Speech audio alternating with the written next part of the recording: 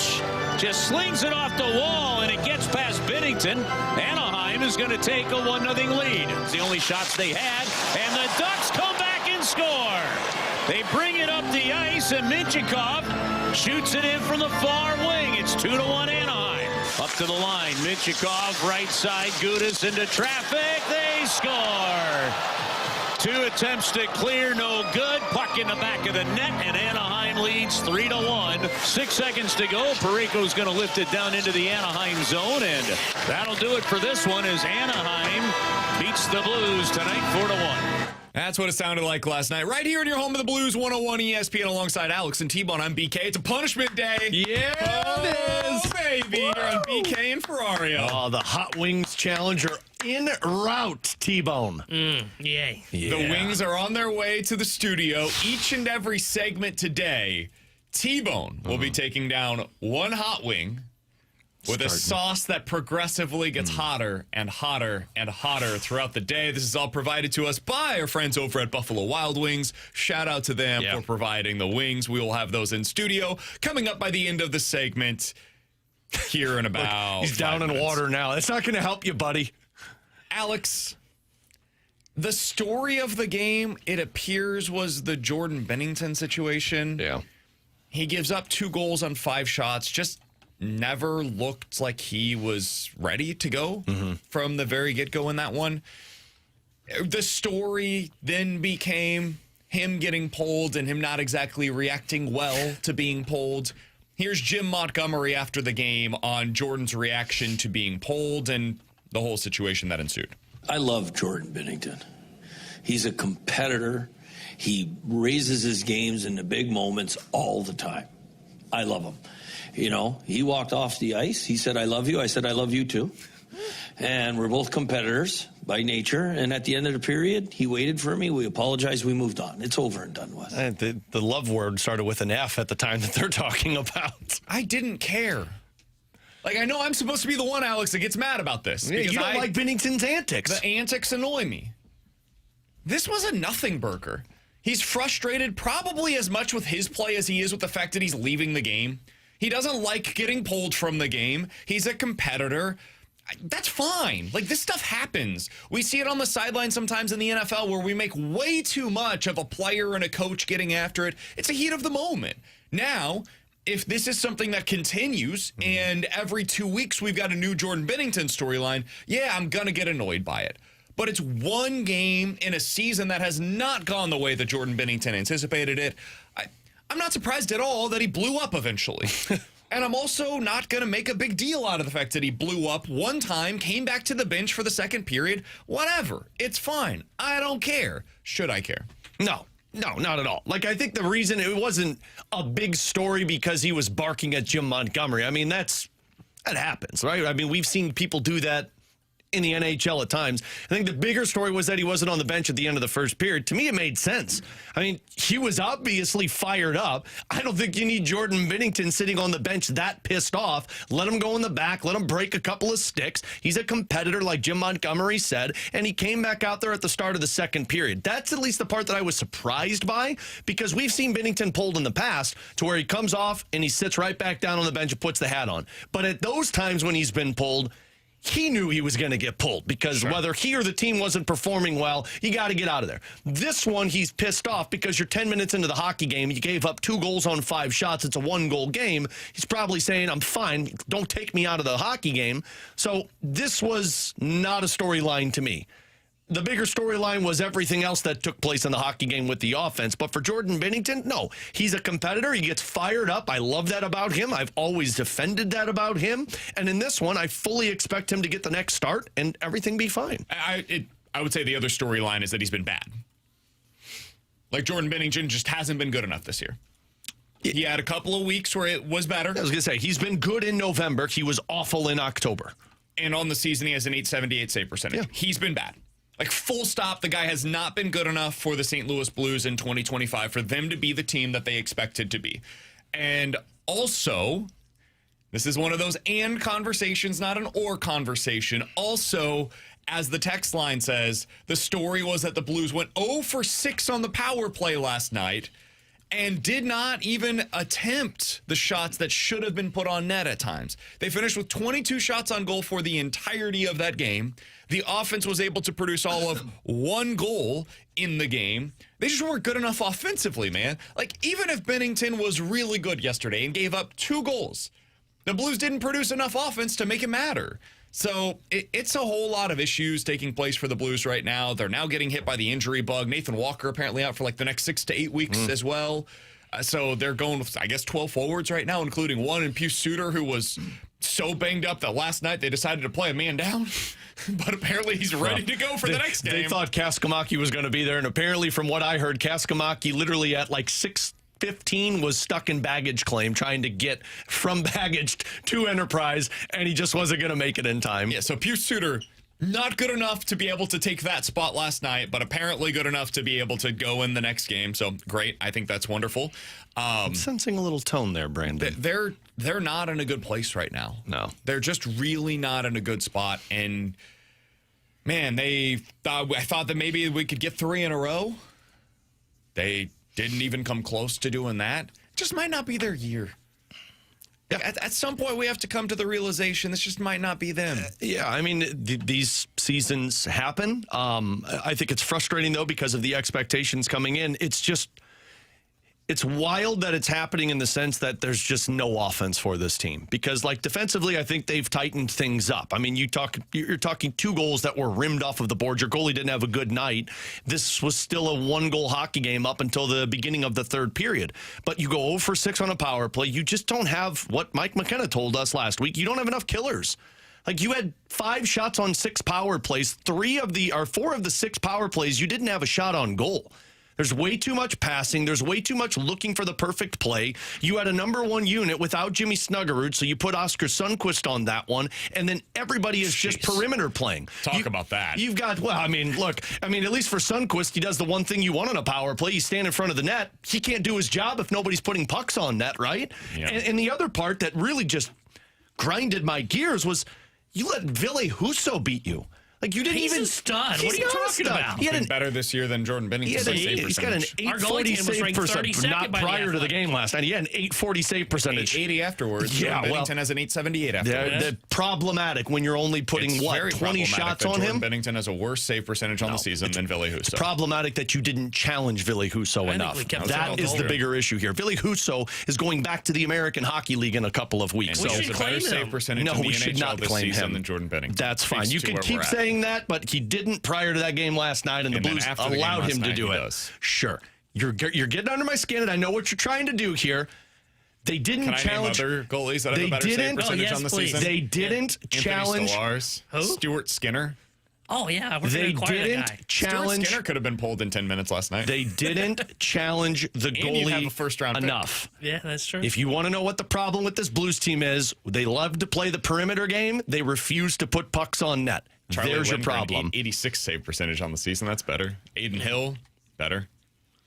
What about what's his name that won a Darcy cup with Kemper. one eye? Yeah, that's who I was thinking of. He's been better. Yeah. The Athletic ranked our goaltending tandem 32nd in the NHL. Dustin Wolf, 890 save percentage. Yusei Saros, 890 save percentage this year. Colton Ellis, 900. All these guys. Vladar, he's beaten the Blues a couple of times. 905 save percentage. Tristan Jarry, 910 save percentage on the season. Maybe the list would be shorter if you read the guys with a lower save percentage. It would be much shorter because Jordan Binnington so far on the season is, let's see here, 63rd in save percentage on the season. Ouch. There are 78 NHL goalies that qualify. Well, it's not last. Not last. You guys keep spinning this narrative because you're the ones that sound dumb. I don't think we are when he's 63rd out of 78. No, he's been part of the problem. He's not the only problem. They also don't score goals. That's a big problem. It's two major this year, problems. Their goalies in the NHL, I'm not doing any qualifiers. This is just where they rank. Their goalies are 59th and 63rd in save percentage this season. This got to be better, man.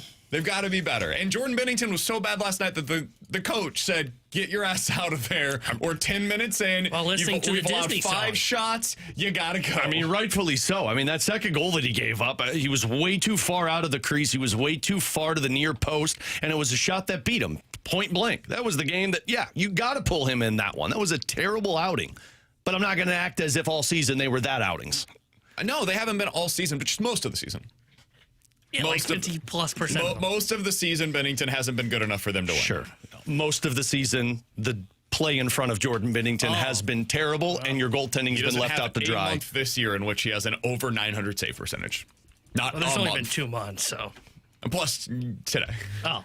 The game yesterday. Well, yeah, yesterday's It's a new percentage month. rough. He had his 600 save percentage in the game last night, Ouch. though. So Ouch, that's going to be tough to recover from. Alongside Alex and T-Bone, I'm BK. I think we've got the wings. Do I see this correct? Are the wings here? I need that's a right. second to Yeah, go get decompress. 'em. No, Go I get need 'em. a second Alex, to can decompress. you do me a favor? No. Does Cindy have the wings? She the Somebody's one got that's 'em. bringing them Yeah. in? Somebody's got them. Okay. Go check.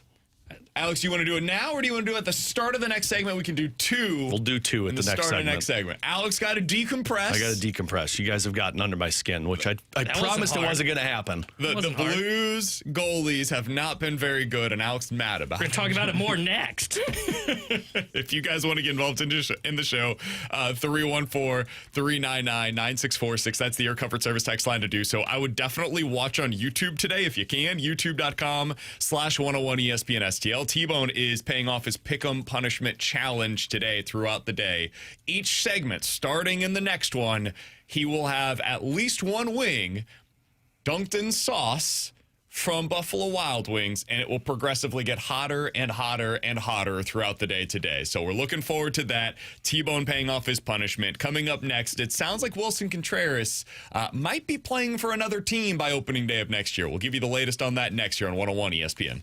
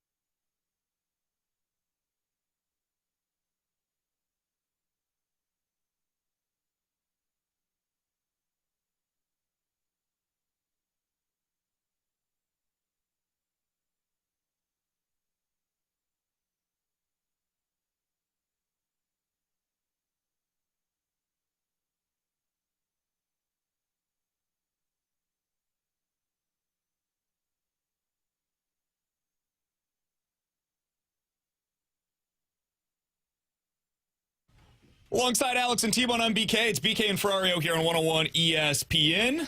It is a pick'em punishment day. T-Bone's getting ready. How you doing over there, T-Bone? You ready for today? I am hungry. For those Free unfamiliar, this month's pick'em punishment challenge is the Hot Ones Challenge, effectively. You've got 12 wings over the course of the show. We have 12 segments over the course of the day. We have them in right now. So T-Bone's going to start out today with 2 wings in this segment. We are progressively going higher and higher on the Buffalo Wild Wings hot sauce.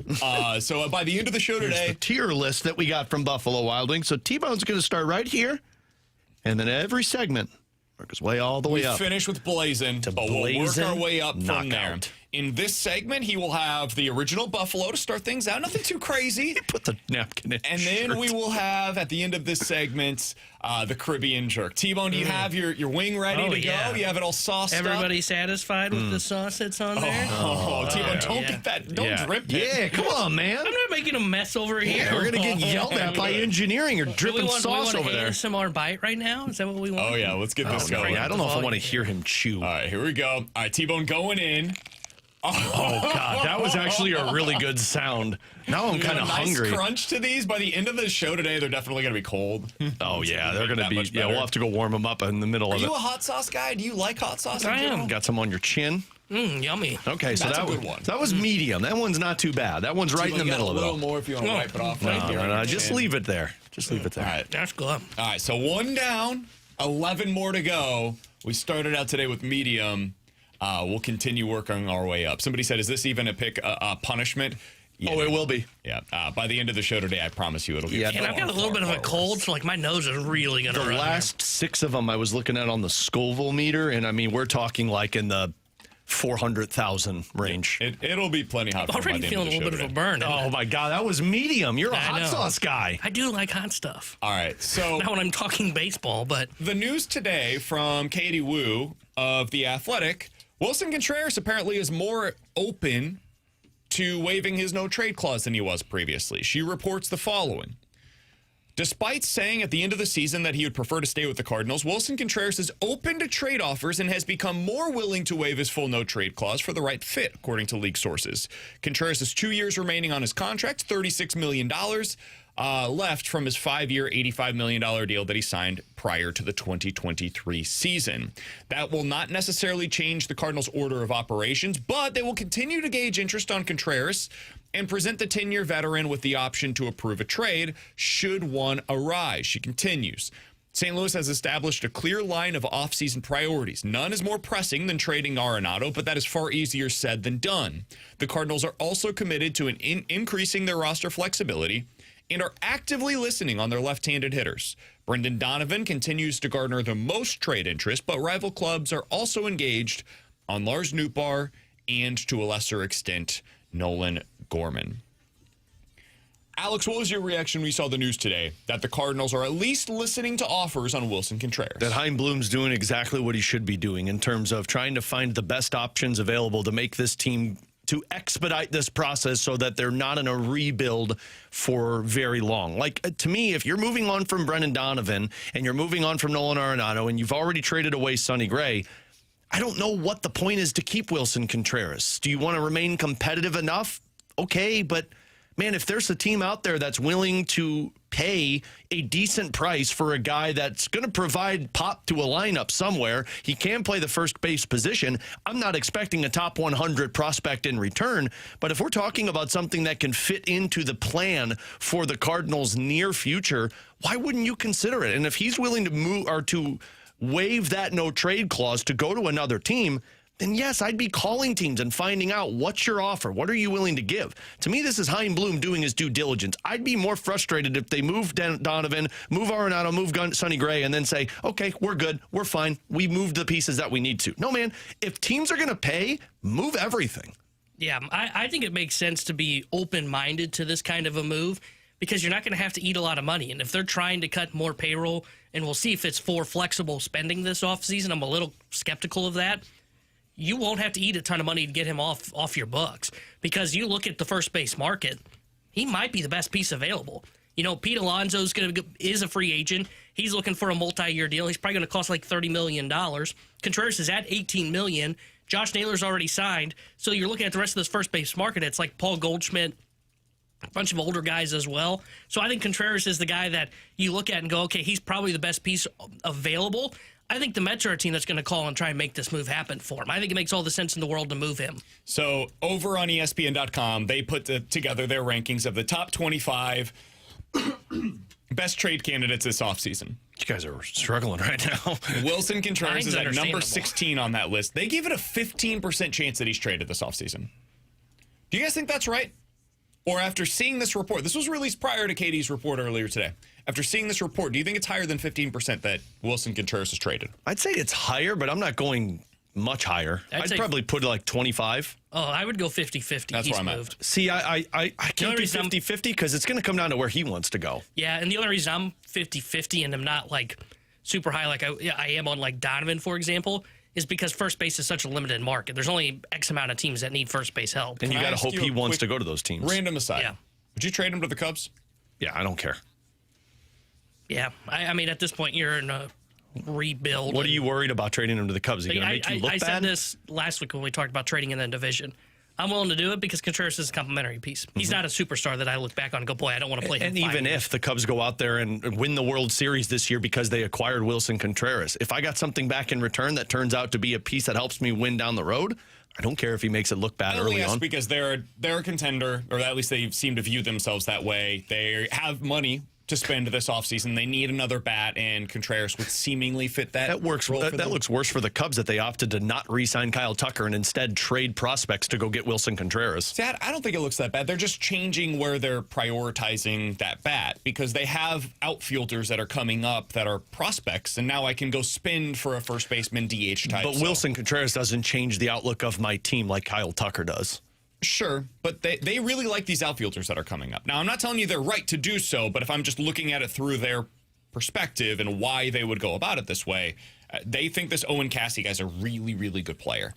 And if they think they can get 80% of the production for 10% of the cost, it does make some sense to go about it that way and then potentially go and sign Framber Valdez. So instead of just having Kyle Tucker, we have Framber Valdez leading our rotation and Willson Contreras as somebody that can help us in the middle of the order. I could see at least the argument in favor of that. I don't think they're going to trade him to the Cubs. I don't know that the Cubs are going to go that direction specifically, but I was curious if you guys would be willing to do that. The list of teams that are considered to be a fit by ESPN.com, this is Kylie McDaniel and Jeff Passan.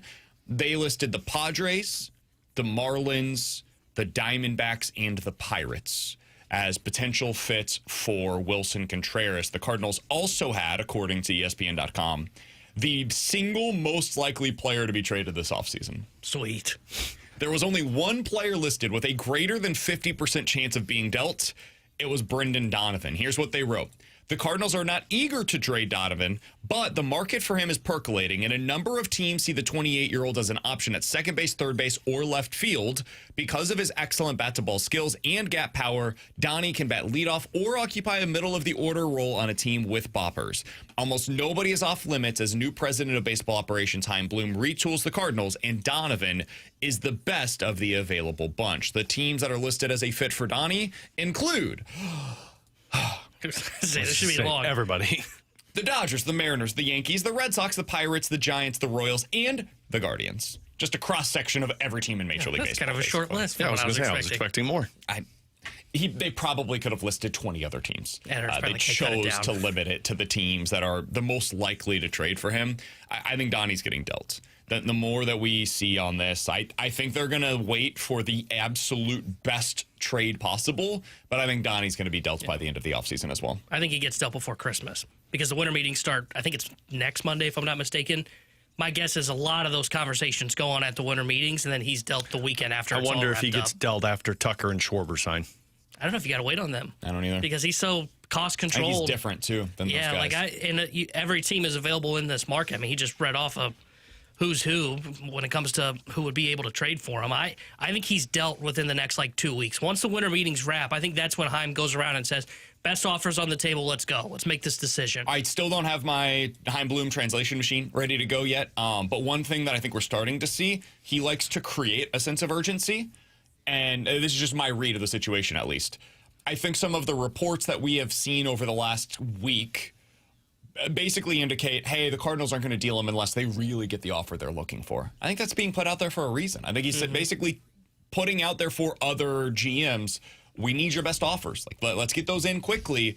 And the thing about Donnie is he allows you, we talked about this on the Redbird Report recently, T-Bone, he allows you to do whatever it is that you want the rest of the offseason. You're not locked into any one way to construct your roster by trading for Brendan Donovan. So I don't need to wait to sign Kyle Tucker first. I don't need to wait to sign Kyle Schwarber first. I can still sign those guys after trading for Brendan Donovan and just move Donnie wherever I need to based upon the availability. So if I still view myself as a Kyle Tucker suitor, I can just put Brendan Donovan at second, or put him at first, or put him at third, or have him as a DH and then move him to the outfield. Donnie can fill any gap that you have on your roster, so I think it makes it a lot easier in that regard. It is a punishment day here on BK and Ferrario. T-Bone is having a progressively hotter sauce throughout the show we need another today. one. We will finish this segment with sauce number 2 for T-Bone. Which one's this, T-Bone? This is started out with Caribbean medium, jerk. moving up to Caribbean jerk here. Oh, baby. My next wing. This is one of my favorites personally. I Yeah? like the This Caribbean one, jerk. this one leapfrogs Nashville hot, so you're just going up the chart a little bit here. Oh boy, everybody satisfied? Satisfied? That's a pretty good one. Get that Let's get that ASMR crunch in there vibe, again. yeah.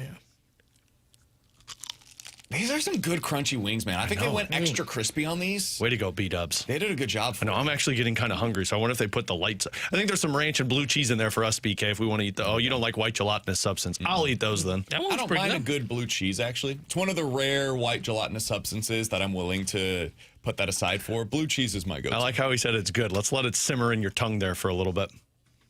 I don't think these are going to Yeah, be I too don't think bad. that one was too He'll hot. be all right. I think the first hour he's going to be fine. That By was the more time we get to the second hour, it'll That one was more like spicy than hot, if that makes sense.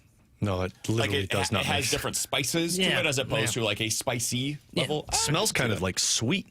Yeah. At least what I'm Caribbean smelling jerk's here. good. I like that That was one. pretty good. That one and mango habanero are my typical go-tos. Of course, you'd be the mango guy. Yeah, it's really good. All right, coming up at 15 What's the minutes, next one? 314-399-9646. That's the Air Comfort Service text line for questions and answers. But next, is there going to be a surprise in tonight's college football playoff reveal? We'll get into that next here on 101 ESPN.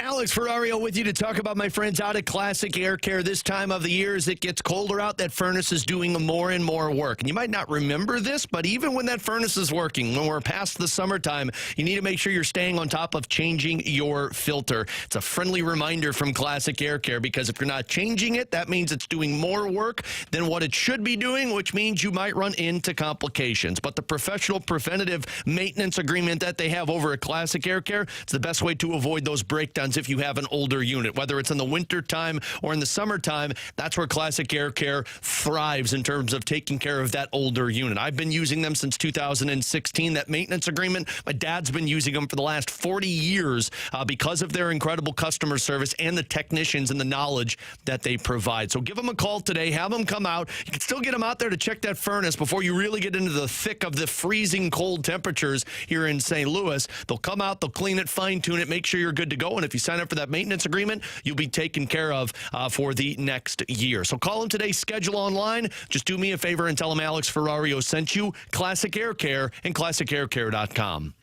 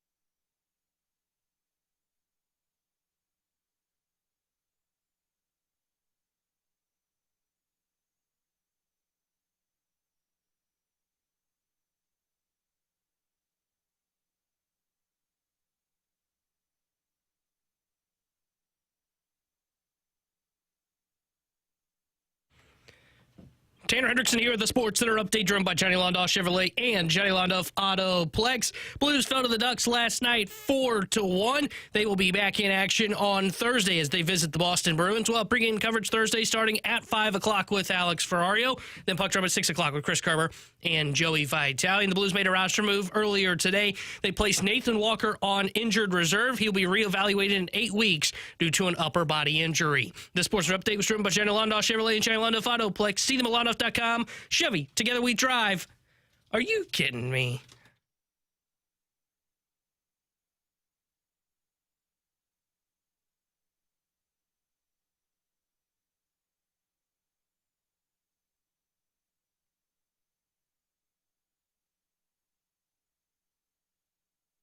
It's a punishment day here on BK and Ferrario with Alex and T-Bone. I'm BK. T-Bone lost our Pick'em Challenge for the month of November. He's paying that off today. He's doing so with another wing in every single segment. We're working up the Buffalo Wild Wings sauces. Boom! From medium all the way to the hottest with the blazing. So we're doing those throughout the day today. It is getting progressively hotter. T-Bone, what's our next sauce up? Our next one is spicy garlic. That's what we're going with 2 to next year. 3,000 Scoville. This Love is a lot? Kara's favorite this one's mine. that they have there. This is one's your mine. go-to. This is like a Tabasco sauce heat level they're All comparing right, it T-Bone, to. let's get this one going, and Right. after that, we'll get into our college football conversation. I like the garlic finish, though.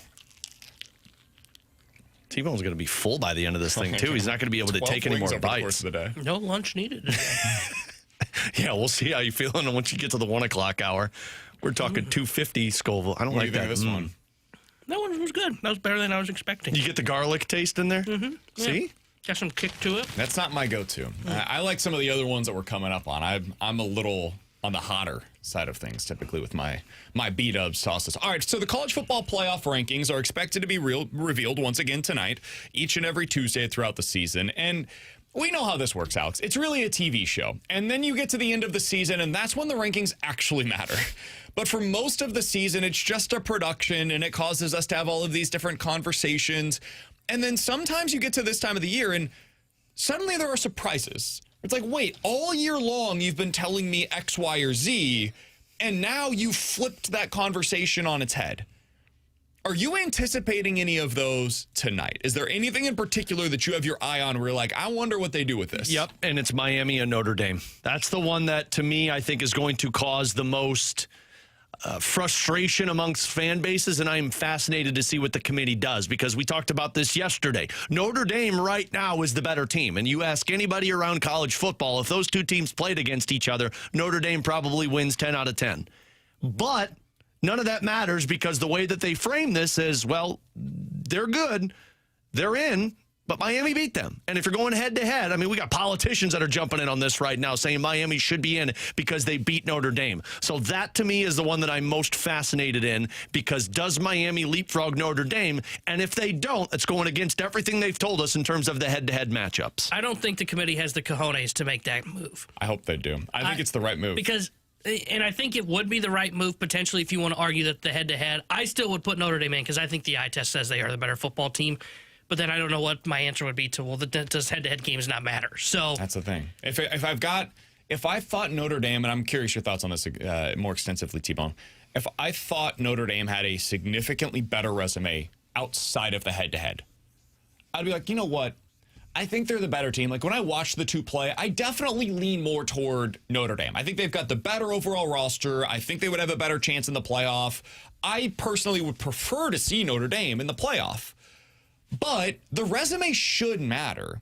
And I think they're remarkably similar for the two teams, especially when you include like the best wins on their resume. I actually think Miami has a slightly better resume than Notre Dame does. And then you include head-to-head, it's hard for me to make the case in favor of Notre Dame. I know they've done it all season long. They've told us all season. Last week, Notre Dame was 9th and Miami was 12th. So there shouldn't be a rationale to now suddenly boost Miami that much ahead of Notre Dame, but I think they probably should. I don't know that they will. And I don't think they will, because this is the part that frustrates me with the playoff committee. I agree the first couple weeks that we do this is more television show. It's all about kind of the antics of it, but it should also be laying the breadcrumbs for what you have to do. And if they just suddenly flip Miami and Notre Dame, and there's no outside reason outside of, yeah, you know what, we finally started looking and comparing their resumes together and decided, you know what, that head-to-head does matter, I think it's an awful look for the committee. That should have been a thing that had already been decided on the first playoff rankings. And they didn't decide to do that. They decided to go with this, okay, Notre Dame does its similar resumes. Yes, Miami won, but Notre Dame's a better team with the eye test. And that's why I don't think they're going to have the cojones to do it. I think what they will potentially do, and it might be the surprise of the night if you want to call it that, I think they're going to knock Ole Miss down. Now, how far, I'm not 100% sure, but I don't know how you can look at them and say, yeah, I agree they should be in the playoff. I don't know how you look at them and say this is the same resume. We ignore the fact that Lane Kiffin took most of his offensive staff with him to LSU. They're a different football team now, right? Quarterback and the head coach and the scheme matter most when it comes to football. And they just lost their guy. I think you have to dock them for that. I think Ole Miss cannot be hosting a college football playoff game right now. Last week, they were 7th. So it wouldn't take much for them to drop down enough to be in the conversation of not hosting a game. The thing that I struggle with, though, is who are you bumping above them? I think I would bump Oklahoma, Notre Dame, Alabama above them. I think they dropped to 10. And I understand, like, the eye test when you watch it is, man, Oklahoma, I mean, you said this yesterday, Oklahoma is tough to watch offensively. But I can't look at Ole Miss and say they're the same football team now. Are we going to see Ole Miss play again? No. That's the part I don't know if I could knock them down that far. And I mean, I argued this before to where I wouldn't knock them down at all if it was just Lane Kiffin. But if it's entire offensive staff, I mean, that's a lot to take away. But I also feel like that's unfair to dock the players for that put together that performance. I get to dock them that far down, I mean, I don't know if I could justify putting Notre Dame ahead of them. The committee did this to Florida State. But they lost their quarterback. Yeah, but and we saw them play. Yeah, that's and fair. They looked incompetent. But I'm not saying they missed the playoff, right? This is where it's a different conversation. Yeah, but to put Notre Dame ahead of them. Yeah, but I think you have to look at them completely different. And I think the only reason that I say they don't fall out of the playoff is because I don't get to watch them again. I think it's entirely possible if you watch them play a game without Lane Kiffin. It's just hard for me to say, because I hear you, T-Bone. Like, I get it. I really do. They have such a good resume, man. Yeah. And their one loss, like if we're talking about Notre Dame bumping them, the thing that's helping Notre Dame's resume is that they have close losses to good teams. They don't necessarily have a signature win this year. They've just got a lot of close losses to good teams. Well, I could say the same thing about Ole Miss. I know it took place with Lane Kiffin as their head coach, and now they're a different team, potentially with Lane Kiffin going elsewhere. But like Ole Miss's only loss on the season was on the road at Georgia, who's not only going to be a playoff team, but potentially a bye team. And they did so by 8 points. So it was a one-score game on the road at Georgia. They have wins head-to-head against Oklahoma, who we're now saying is going to jump them. Like, it's... Yeah, if we saw them play another tough, football game, I can understand docking them. But you're not seeing anything. I don't know if I could dock them and put a team that they've beat I don't ahead think of they them. should be, personally. I agree. I know it's part of the criteria. Part of the criteria is coaches and or players that are not available that were available the entirety of the season. So it could happen, and I think my guess would be T-Bone will be right. It will happen. I don't like that. Yeah.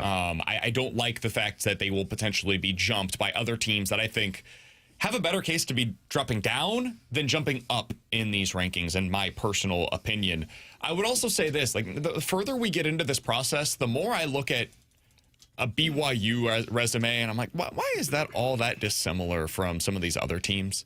I know they don't have signature wins, and it's because of the conference that they're playing in, but I think BYU is a pretty good team, man. Nothing that really matters for them this week in the rankings because they still do have that other game to play, but that's another one that I would look at.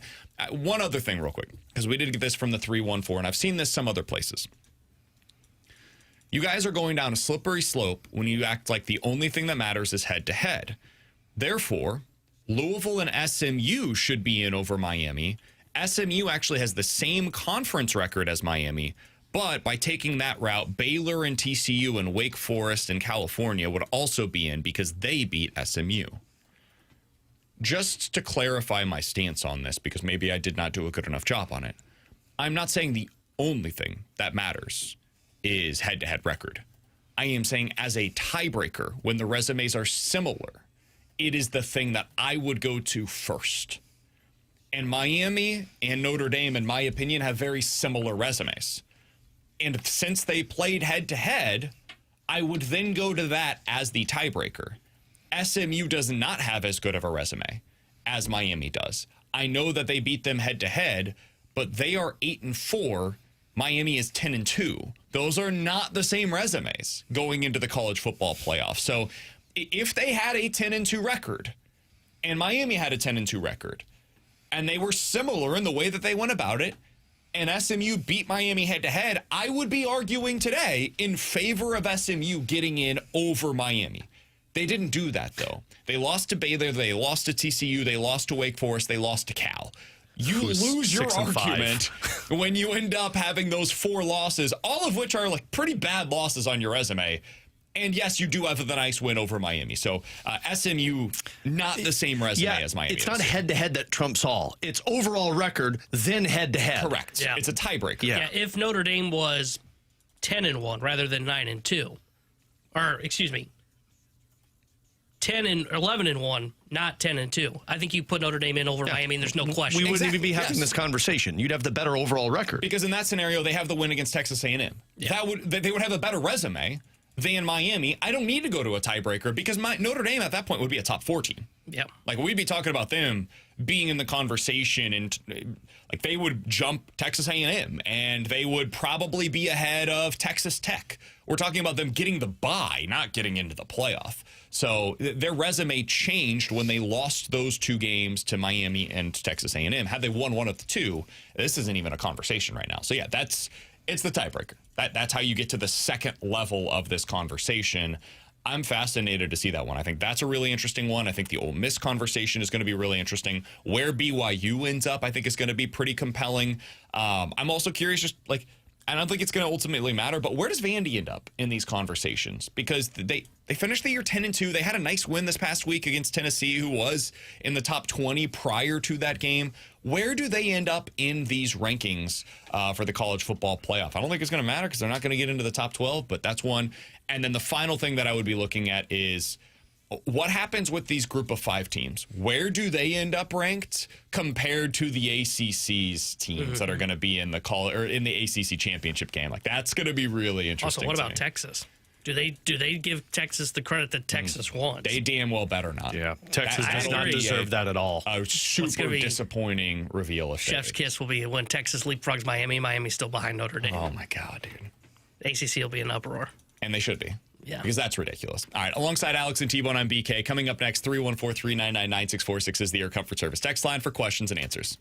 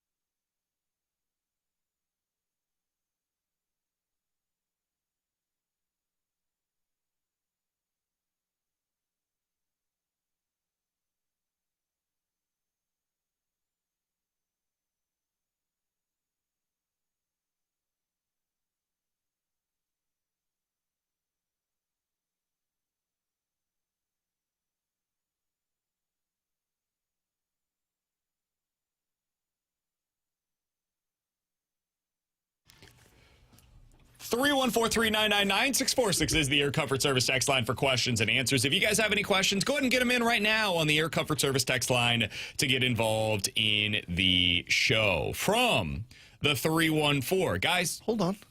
We got to have a wing. Aren't you hungry? Yeah. Don't you want to see some pain? Because this one is the golden...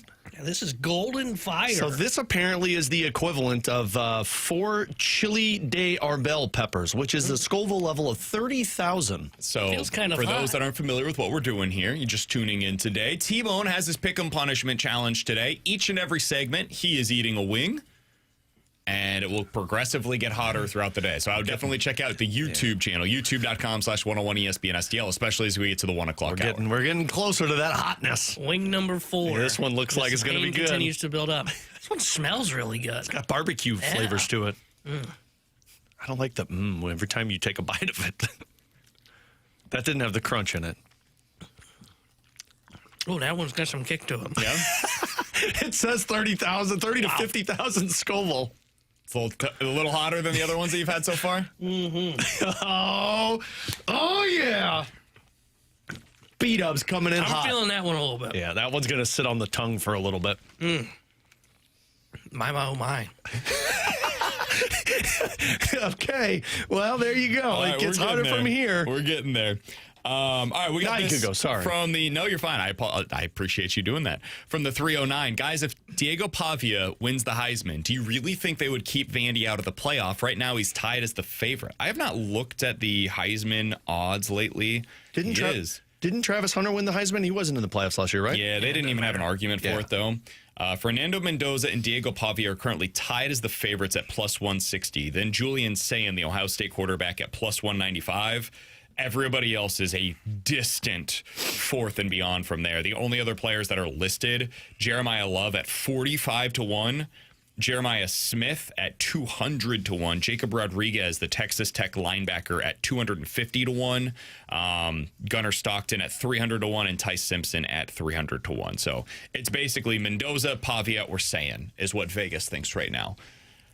Do you guys think one of those guys should win it over the others? I would probably lean Pavia personally. But no, I don't think they're going to get into the playoff. I don't think it matters. I think I'd go Mendoza before I'd go Pavia. Yeah, I think the thing that's going to help him is he's got the Big Ten championship game. Pavia's not getting an extra game to add to his numbers. So I would lean Mendoza, but if he struggles, then it's going to be tough to make that argument when he goes up against a legit team in Jeremiah Love Ohio should State. be up there, too. I just know how much of a chance you have as a running back versus a quarterback. From Well Endowed. Alex, what do we know about the kid that the Blues traded for today from L.A.? Second round pick, kind of a depth forward in the Kings system. Back in 2020, he was the one that scored the goal. I think it was against Russia, if I'm not mistaken, in the World Juniors, and he got like the game-winning goal in that one, so he was kind of a hero for Team Canada. He hasn't done much in the AHL. He's got a couple of goals at the NHL level. Look, I saw people thinking or overreacting on social media that this is the move that Doug Armstrong pulls off to help the team. They traded away a Nikita Alexandrov, who was a former second round pick, wasn't doing anything to get to the NHL level, so they brought in somebody who could force some competition. That's about all I know. He's got some skill. He's got some talent in terms of shooting, but I don't know what it is in terms of NHL upside. From the 314, should we be talking more about the SEC's fall off? 1-5 in the playoff over the past 2 years. Hasn't appeared in the last 2 national championship games. Top quarterbacks are now in the Big Ten or Notre Dame. They're better than what the SEC has to offer. The top high school quarterbacks have flipped to the Big Ten schools from SEC schools, including Raiola and Underwood. Mock drafts have just one SEC player going in the top 10, and 4 of the 5 Heisman favorites are outside of the SEC. I mean, it's an interesting case. I would say no, though. I still think the deepest conference is the SEC, but we've been saying this all year. I think the best teams this year were in the Big Ten. I think we've been pretty consistent with that. There's 2 teams that are better than everybody else, and it's Ohio State and Indiana. Yeah, I think the SEC's got more good teams, but no great teams. Like, you look at them, like, when you look at the playoff, I mean, you can go all the way down to, like, Tennessee. Tennessee's a good football team. They would probably be 9-3, 10-2 if they were in the Big Ten. Problem is when you get to the Big Ten, there are 2 elite teams that are there in Ohio State and Indiana. I don't read too much into that. I think that's just college football doing its thing. That's the beauty of college athletics. It always rotates around. 2 or 3 years ago, I guess it was, the Pac-12 was the best conference in football, and then it got blown up. But it was the best conference in football, and the SEC was not very good. You will see this rotate around. I mean, you look at it right now. There are 1, 2, 3, 4, 5, 6, 7, 8. There's probably going to be 8 teams in the SEC that are ranked after this week. There's probably going to be 3 or 4 in the Big Ten. That's the difference. Like, it's not that hard to see what the difference is between the two. There are only 3 teams in the Big Ten that have 10 or more wins. There are 6 in the SEC. It's just deeper. It's deeper this year than what you have in the Big Ten. But the 2 best teams in the country, and it has been the case all year long, are Ohio State and Indiana, and they belong in the Big Ten. And that's always been the carrying card for the SEC. So I'll give the Big Ten credit. The carrying card for the SEC was, yeah, you guys might be a little deeper. You can look at that, whatever. We don't care. Look at the best that we have to offer. It's better than anybody else's best. So the Big Ten gets to claim that this year. They were the best conference in the land. Now, we'll see if they're able to do that once we get to the playoff. I think they will, personally, but I think their only challenge in the playoffs is going to be Georgia. I don't really see anybody else that has competition. I think that could A&M's go with really them. good. I have no idea what to expect in this year's playoff, Yeah. really. I think that Ohio State or Indiana would be the 2 teams that I would bet on, but beyond that, I could see Georgia winning it. I could see Texas A&M winning it. I could see That's Texas the 4 for Tech me. is interesting to me I don't know if they because can of win it. that defense. I just don't know if they Those can are do it against probably Ohio the State teams or Indiana. And Texas A&M, I mean, I'm with you. They've been consistent, but man, that one game, what was it, against Arkansas where they had to score 40-something? That's the part that makes me a little nervous about them, to where it's like, you don't have those if you're that great of a team. Coming up in 15 minutes, we'll get into Better to Forget at 314-399-9646. That's the Your Comfort Service text line to get involved in the show. You can check us out on YouTube, as always, at youtube.com/101ESPNSTL. But next, the injuries and a lack of a true finisher feel like too much to overcome for this year's Blues team. We'll get into that next year on 101 ESPN.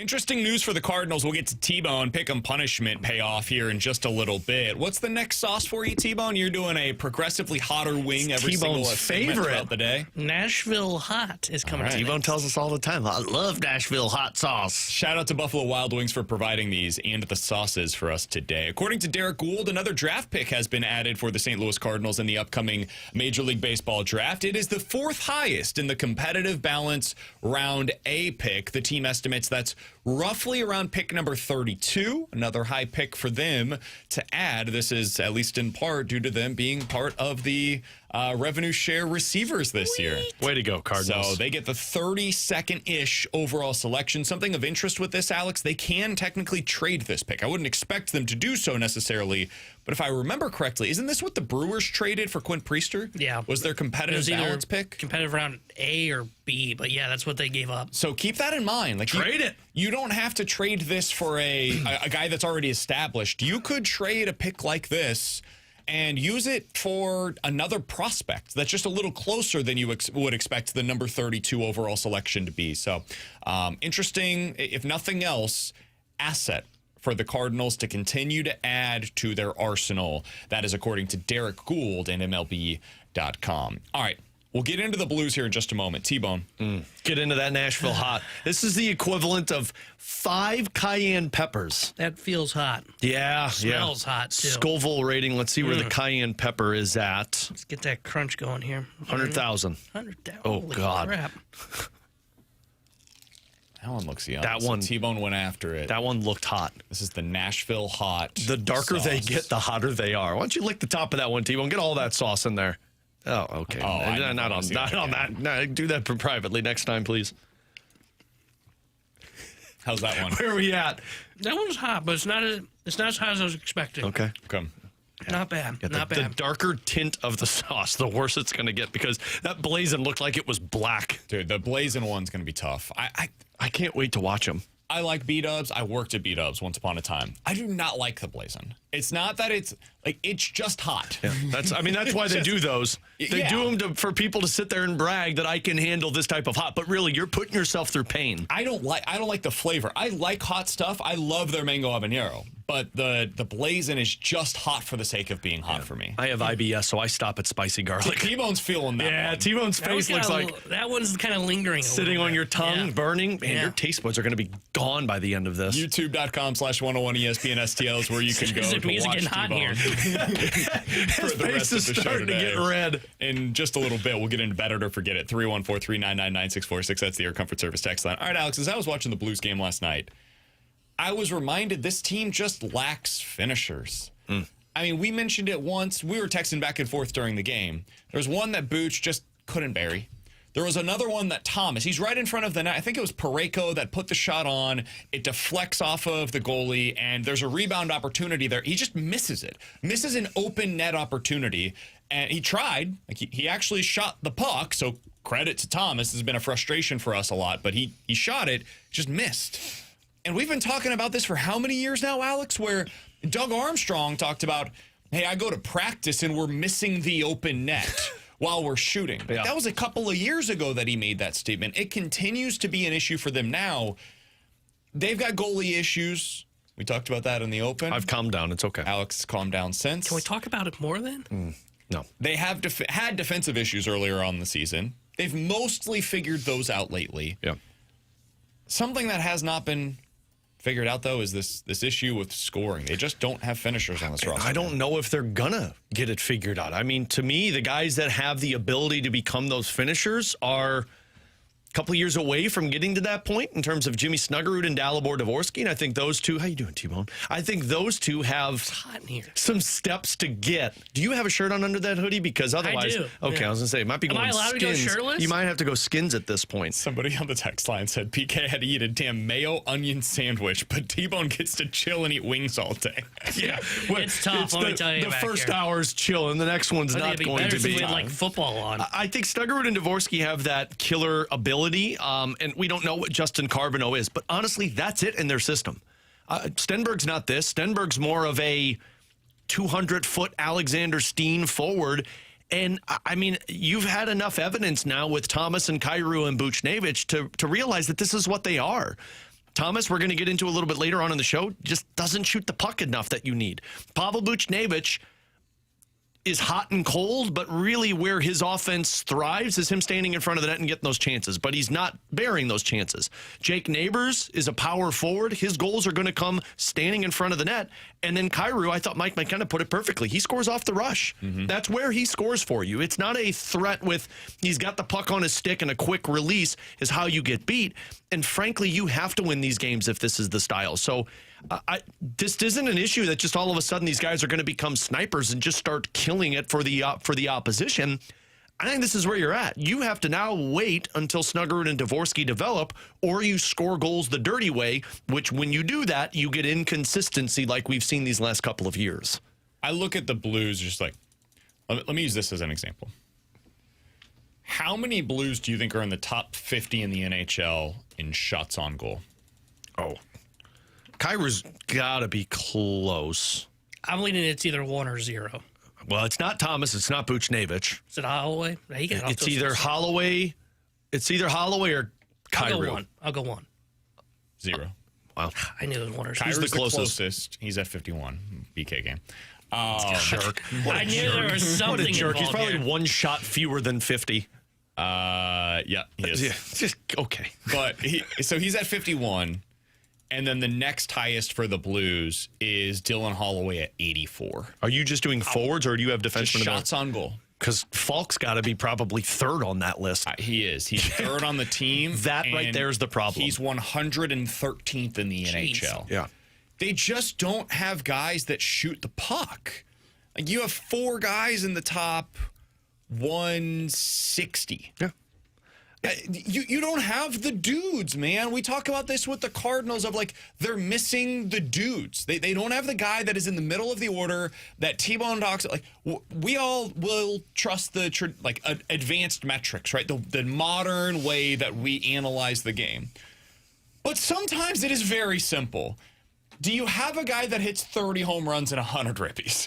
Because eventually the game is about scoring more points than the other team. Whether that's basketball, football, hockey, baseball, whatever it is, the goal is to put points on the board. The Cardinals don't do that because they don't put the ball over the fence. The Blues don't do that because they don't put the puck in the net. It's a really important factor in the game, and they don't do it often enough. And part of the reason why is because they just don't have the guys. Yeah, and people complain nonstop about the power play and how Steve Ott should be fired. Guys, Steve Ott can't control that all of these players just refuse to shoot the puck. Like, the power play last night was a prime example. All they did was pass it in a circle. Hey, just pass it in a circle, look for that bumper play, and if it wasn't there, what'd they do? They went right back around the circle again. I'm going to go out on a limb and say that's probably not what they drew up. Yeah, I'm pretty certain because I've interviewed Steve Ott a few times after glosses, and he said, well, they didn't do the game plan in terms of shoot, shoot, shoot. So, yes, and this is why, like, if this is a lost season, do they go out there and they finally find that sniper, that killer? They're lacking that. Can Justin Carbonneau be it? Well, he's tearing it up in the juniors, but I don't know what that translates to in the NHL. Snuggerud's going to get there. Like, we've seen the shot from Snuggerud. I think there's still just a little of figuring out how to play. Dalibor Dvorsky's got the shot on the power play, but does he have it at even strength? Those players are a couple of years away.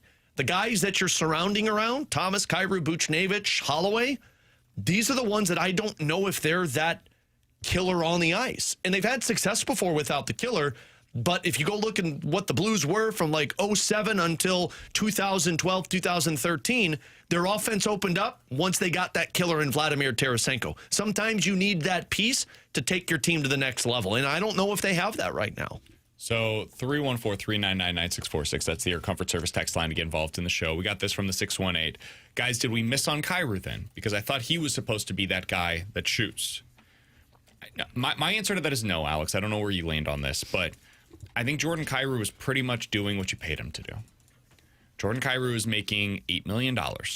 Jordan Kyrou is 80th in the NHL in cap hit this season. He leads your team in goals. Like, I can't sit here and say that they missed the boat on Jordan Kyrou when he's got 8 goals on the season for you. The guys that are making 10+ mil are the guys that you were talking about doing this. Yeah. I mean, you look at the highest paid players in the NHL, Leon Draisaitl, he's got 15 this year. Austin Matthews, 10. Nathan McKinnon, 20. Connor McDavid, 11. Mikko Rantanen, 10. Those are the best dudes in the NHL. So far this year, Jordan Kyrou is 8.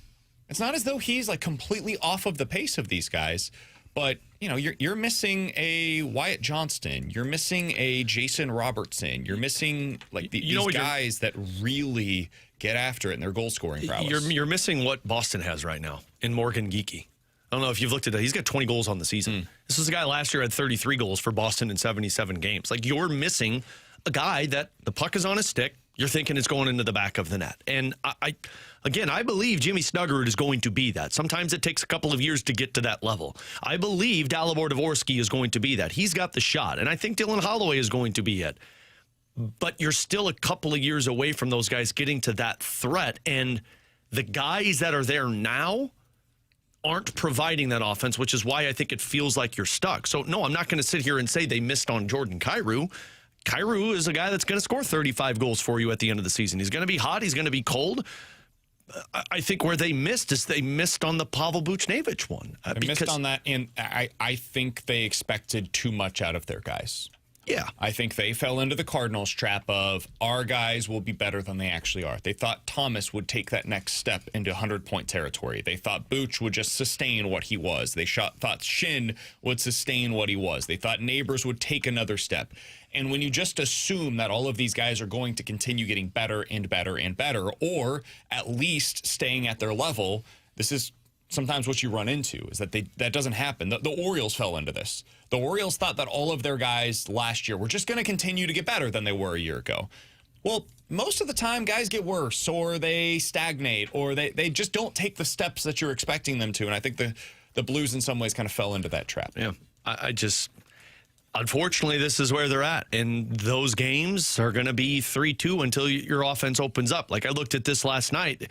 They're in the exact same spot this year that they were last year under Jim Montgomery up to December 1st in terms of goals scored per game. And then after January 1st, their offense opened up. You're a hot and cold team that at times the puck's going in for you. At times the puck isn't going in for you. The difference, those teams that are consistent, they've got guys who consistently put the puck in for 82 games. And those are the ones that you have to draft high, or you have to find, you have to find gold somewhere in the draft. And the Blues have found gold in certain players, but they're not finding the ones that are making the difference on the ice in terms of that shot. In 15 minutes, are the Cardinals going to replace some of the money that was on their books with anybody else, or is this team going to have a payroll that resembles that of the Tampa Bay Rays in 2026? We'll get into that in about 15 minutes. But next, T-Bone continues paying off his punishment, and we'll get into Bet It or Forget It here on 101 ESPN.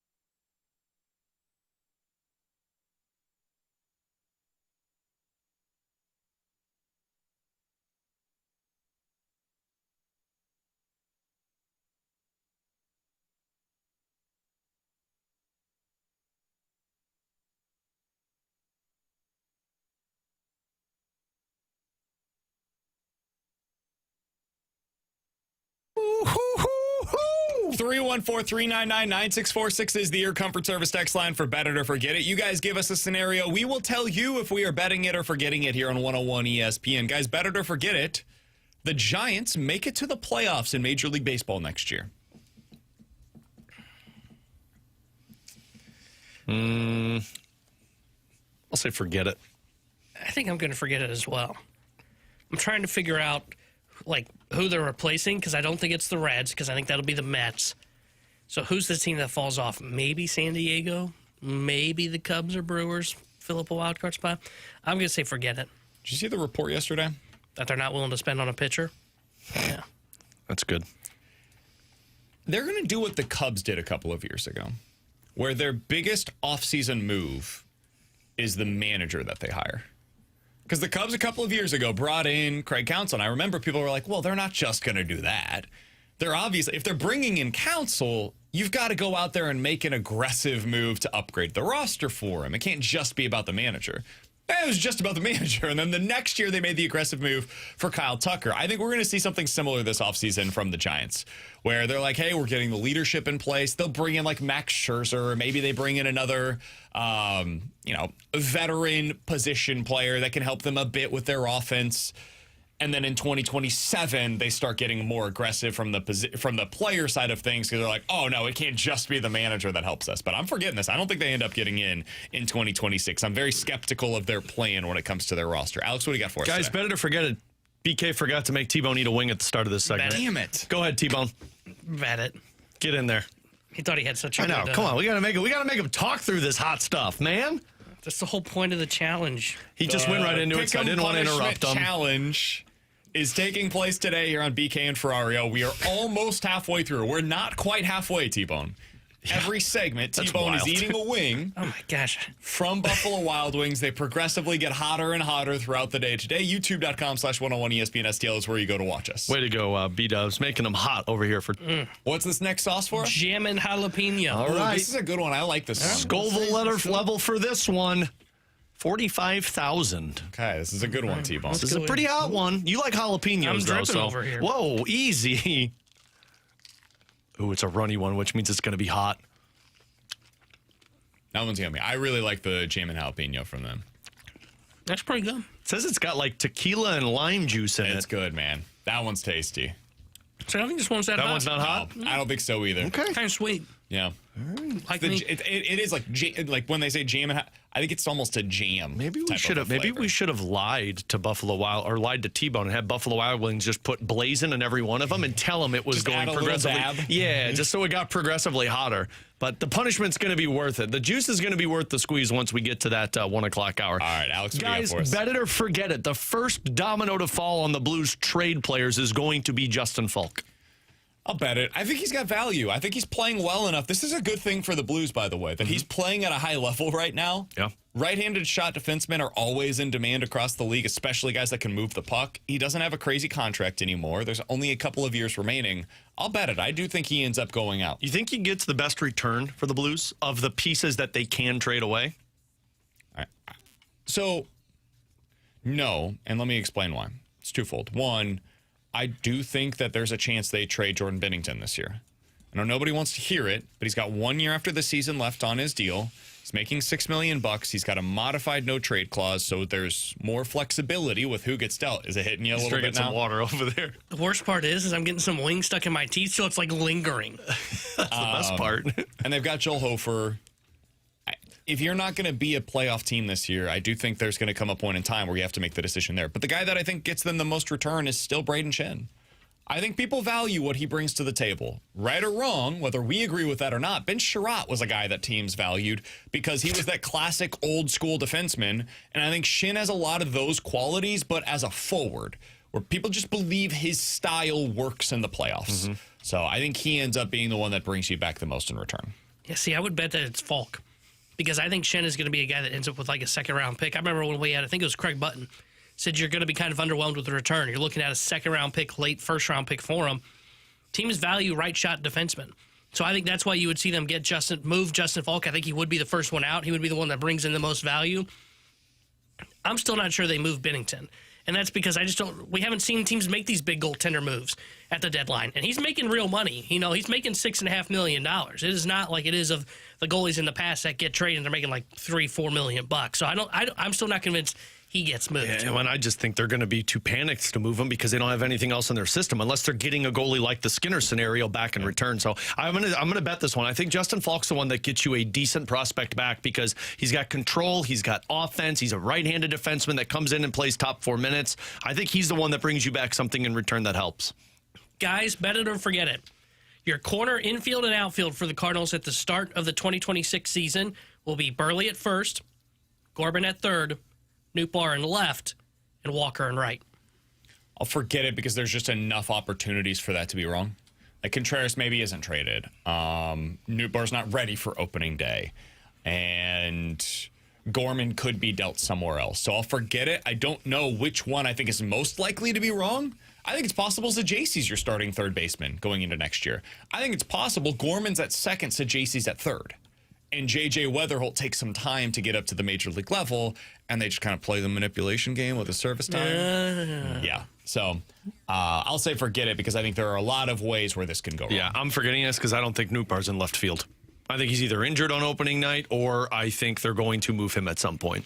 I guess that's fair. I guess I would forget it. I'm thinking that's what it's going to be as we get going in the season. You trade Contreras, Burley moves to first, Gorman's your third baseman. You don't sell low on him, and then Nootbaar, you don't sell low either, so he's in left field, and then Walker's your right fielder. All right, let's get to these text line better to forget it scenarios from the 314. Guys, better to forget it. T-Bone's words per segment will significantly decrease in the next hour. I think I'm betting this because I think in the 1 o'clock hour, he is going to be hacking the entire. Starting at, I think, what are the last few over there, T-Bone? Read them off for me. So the last few, Blazin', Wild, Mango Habanero, Hot, and then Thai Curry. I think Asian Zing's the next one. I think starting at 12:45 when we get to the Thai Curry, that's when he starts really feeling it. I think that last hour. I think the last 4 are going to be the ones that T-Bone's not going to be able to make it through. From the 314, guys, better to forget it. Jordan Kyrie's on the Blues at this time next year. I'll bet it. Yeah, I'm betting this. I would bet it as well. He's got no trade clause. If they find a deal where he's willing to go, I think they will approach him and try and make the trade. I just don't know what teams are trying to make that trade right now and what the Blues would be getting in return. From the 618, better to forget it. T-Bone will take a Tums before the end of the show today. Do you know Tums, guys? Not Tums. I've had Tums once when I had heartburn, and heartburn sucked. I would bet it. I hope I don't need it because I don't have any with me or at home. If I was you, I'd be taking an Imodium because I'd be in trouble at this point. Better to forget it. Flats are better than drums. That comes from Bacon Wrapped Wiener. Forget it. Flats are nasty. Drums are the best. I prefer the flats.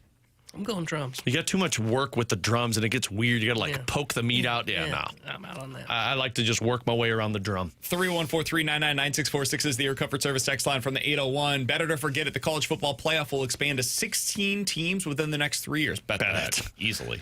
They do it. I think it might happen next year. I was going to say, they'd do it next year if they could. Yeah, I'm going to bet it. I think they're going to do it next season because they push back when they have to get it done. I think it was like 30 days or something. Yeah. They don't do that if they don't think they're close. I think. 314-399-9646 is the Air Comfort Service text line for better to forget it. Guys, better to forget it. Carbonell and Snuggerud will be top 5 scoring tandems by 2028.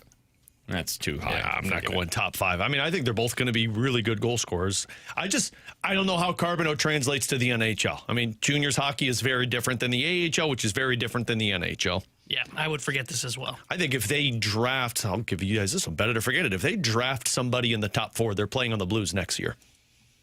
Sure, bet it. I don't know when, but bet it at some point.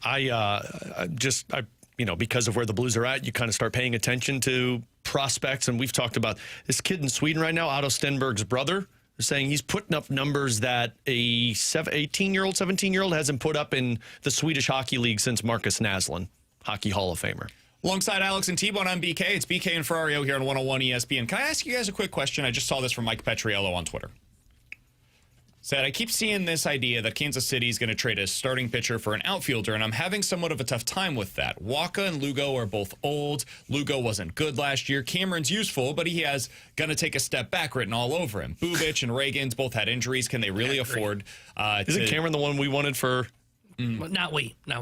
It's hard to see who they trade. Won't be Lugo or Waka. Probably not Cameron, and you're selling low on Cole Reagans. 1 year of Bubic, who's coming off of an injury. What's the return realistically going to be there? What about Cole Reagans? Why would you even consider trading him if you're Kansas City? The injuries. I mean, I get it, but he's a number one for you. I don't think they will. I want to say that. And you're not getting anything in return that matches what he provides to your team. Would that be the kind of return that you're looking for Brendan Donovan? Yeah. Are you kidding me? Absolutely. Am I underselling Cole Reagans? No, I mean, when he's healthy, he's amazing. Yeah. Last year, he was not healthy. The reason he was even available from the Rangers is because he had so many injuries, and they weren't sure if he was going to be able to stay healthy. He did for one season in 2024, and he was amazing. He was a top 5 Cy Young contender. But if the Cardinals could keep Sonny Gray healthy, they could keep Cole Reagans healthy. Yeah, I don't know if anybody can, but that's the kind of upside that I'd be looking for. Do you guys agree with that? Yeah, I agree with that. Take that in a heartbeat. He's the kind of guy I would target. And even if he is a guy that deals with injuries, the 20 starts he could give you in a season are better than what you're going to get out of most guys. Again, I would be really surprised if that's the move that the Royals decide to make. But to Petriello's point, I don't think Cameron gets them the kind of bat that they're looking for. They're not trading Waka or Lugo. So it really comes down to Bubic or Reagans. Bubic, I don't think has that much value. He's good, but he's got injuries and he's got 1 year of control. If you're trying to get something of significance, Reagans would have to be the one, I guess, that you're trading. And so that's where you potentially get yourself into that spot. I was just curious where you guys would fall on that. All right, coming up next, we will continue our punishment for T-Bone. It's punishment day for him. He's got another sauce that he has to endure coming up on the other side. Plus, are the Cardinals going to replace any of this money that they're removing from the books, or is this just going to be the plan for 2026? We'll get into it next year on 101 ESPN.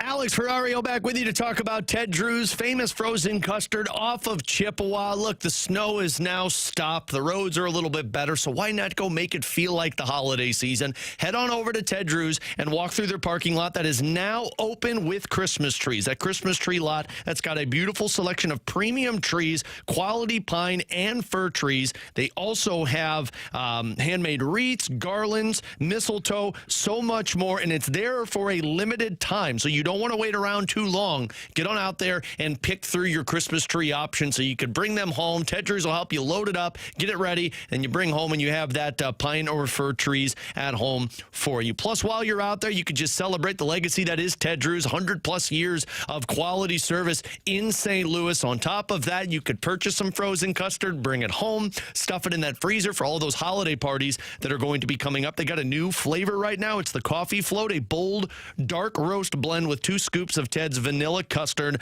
Why stop there? If you're not into coffee, you can make it hot chocolate and make it a float. Plus, purchase some Ted Drew's gift cards, some Ted Drew's memorabilia, some clothes, all those for the holiday gifts this time of the year. So get on out there, Ted Drew's off of Chippewa, where tradition tastes great and the holidays feel right at home.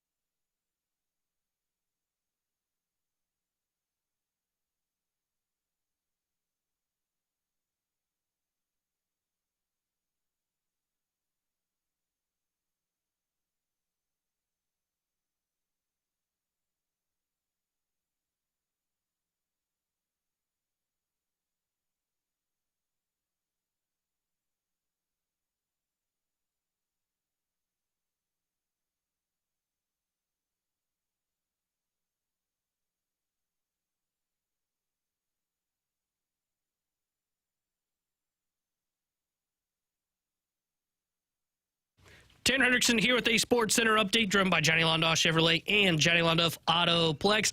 Last night, Blues fell to the Anaheim Ducks, and earlier today they placed forward Nathan Walker on injured reserve. He'll be reevaluated in 8 weeks due to an upper body injury. Blues will be back in action again on Thursday when they visit the Boston Bruins. We'll have pregame coverage starting Thursday at 5 o'clock with Alex Ferrario. Puck drop at 6 o'clock with Chris Kerber and Joey Vitale. This portion update is driven by Johnny Londoff Chevrolet, Johnny Londoff Autoplex. See them at londoff.com. Chevy, together we drive. Are you kidding me?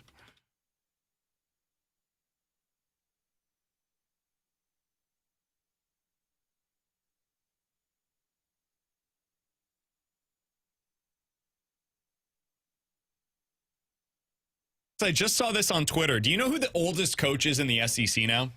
All the old coaches, the old guard is gone from the SEC. It's getting incredibly young. Age old or tenured? Age, yeah, age-wise. Oh, God. By tenure, Eli Drinkwitz is Kirby. the second longest tenured coach in the SEC. I would say Kirby's the oldest. Kirby is 49 years old. He is not the oldest. Lane Kiffin is actually older than Kirby Moore, believe it or not. Man, is he a year Botox? older. That's some good-looking. That's a good-looking man right there for Lane Kiffin. Lane is 50 years old. I guess $90 million will make you look better. Lane got his first head coaching job in, I think, 2007 with the Las Vegas Raiders. God. Isn't that crazy? How many teams has he been a part of since then? Like 8? I think 5. 5 or 6, yeah. Yeah, and Ole Miss is pissed that this happened. Yeah, who could have seen it coming? Oldest coach in the SEC, Brent Venables at 54. Second oldest, a tie between Kalen DeBoer and Steve Sarkisian at 51. Lane Kiffin is the fourth oldest coach now in the SEC. It is completely turned over. Will Stein was just hired yesterday by Kentucky. He's 36. You've got Jeff Lebby at 41, who was hired last year.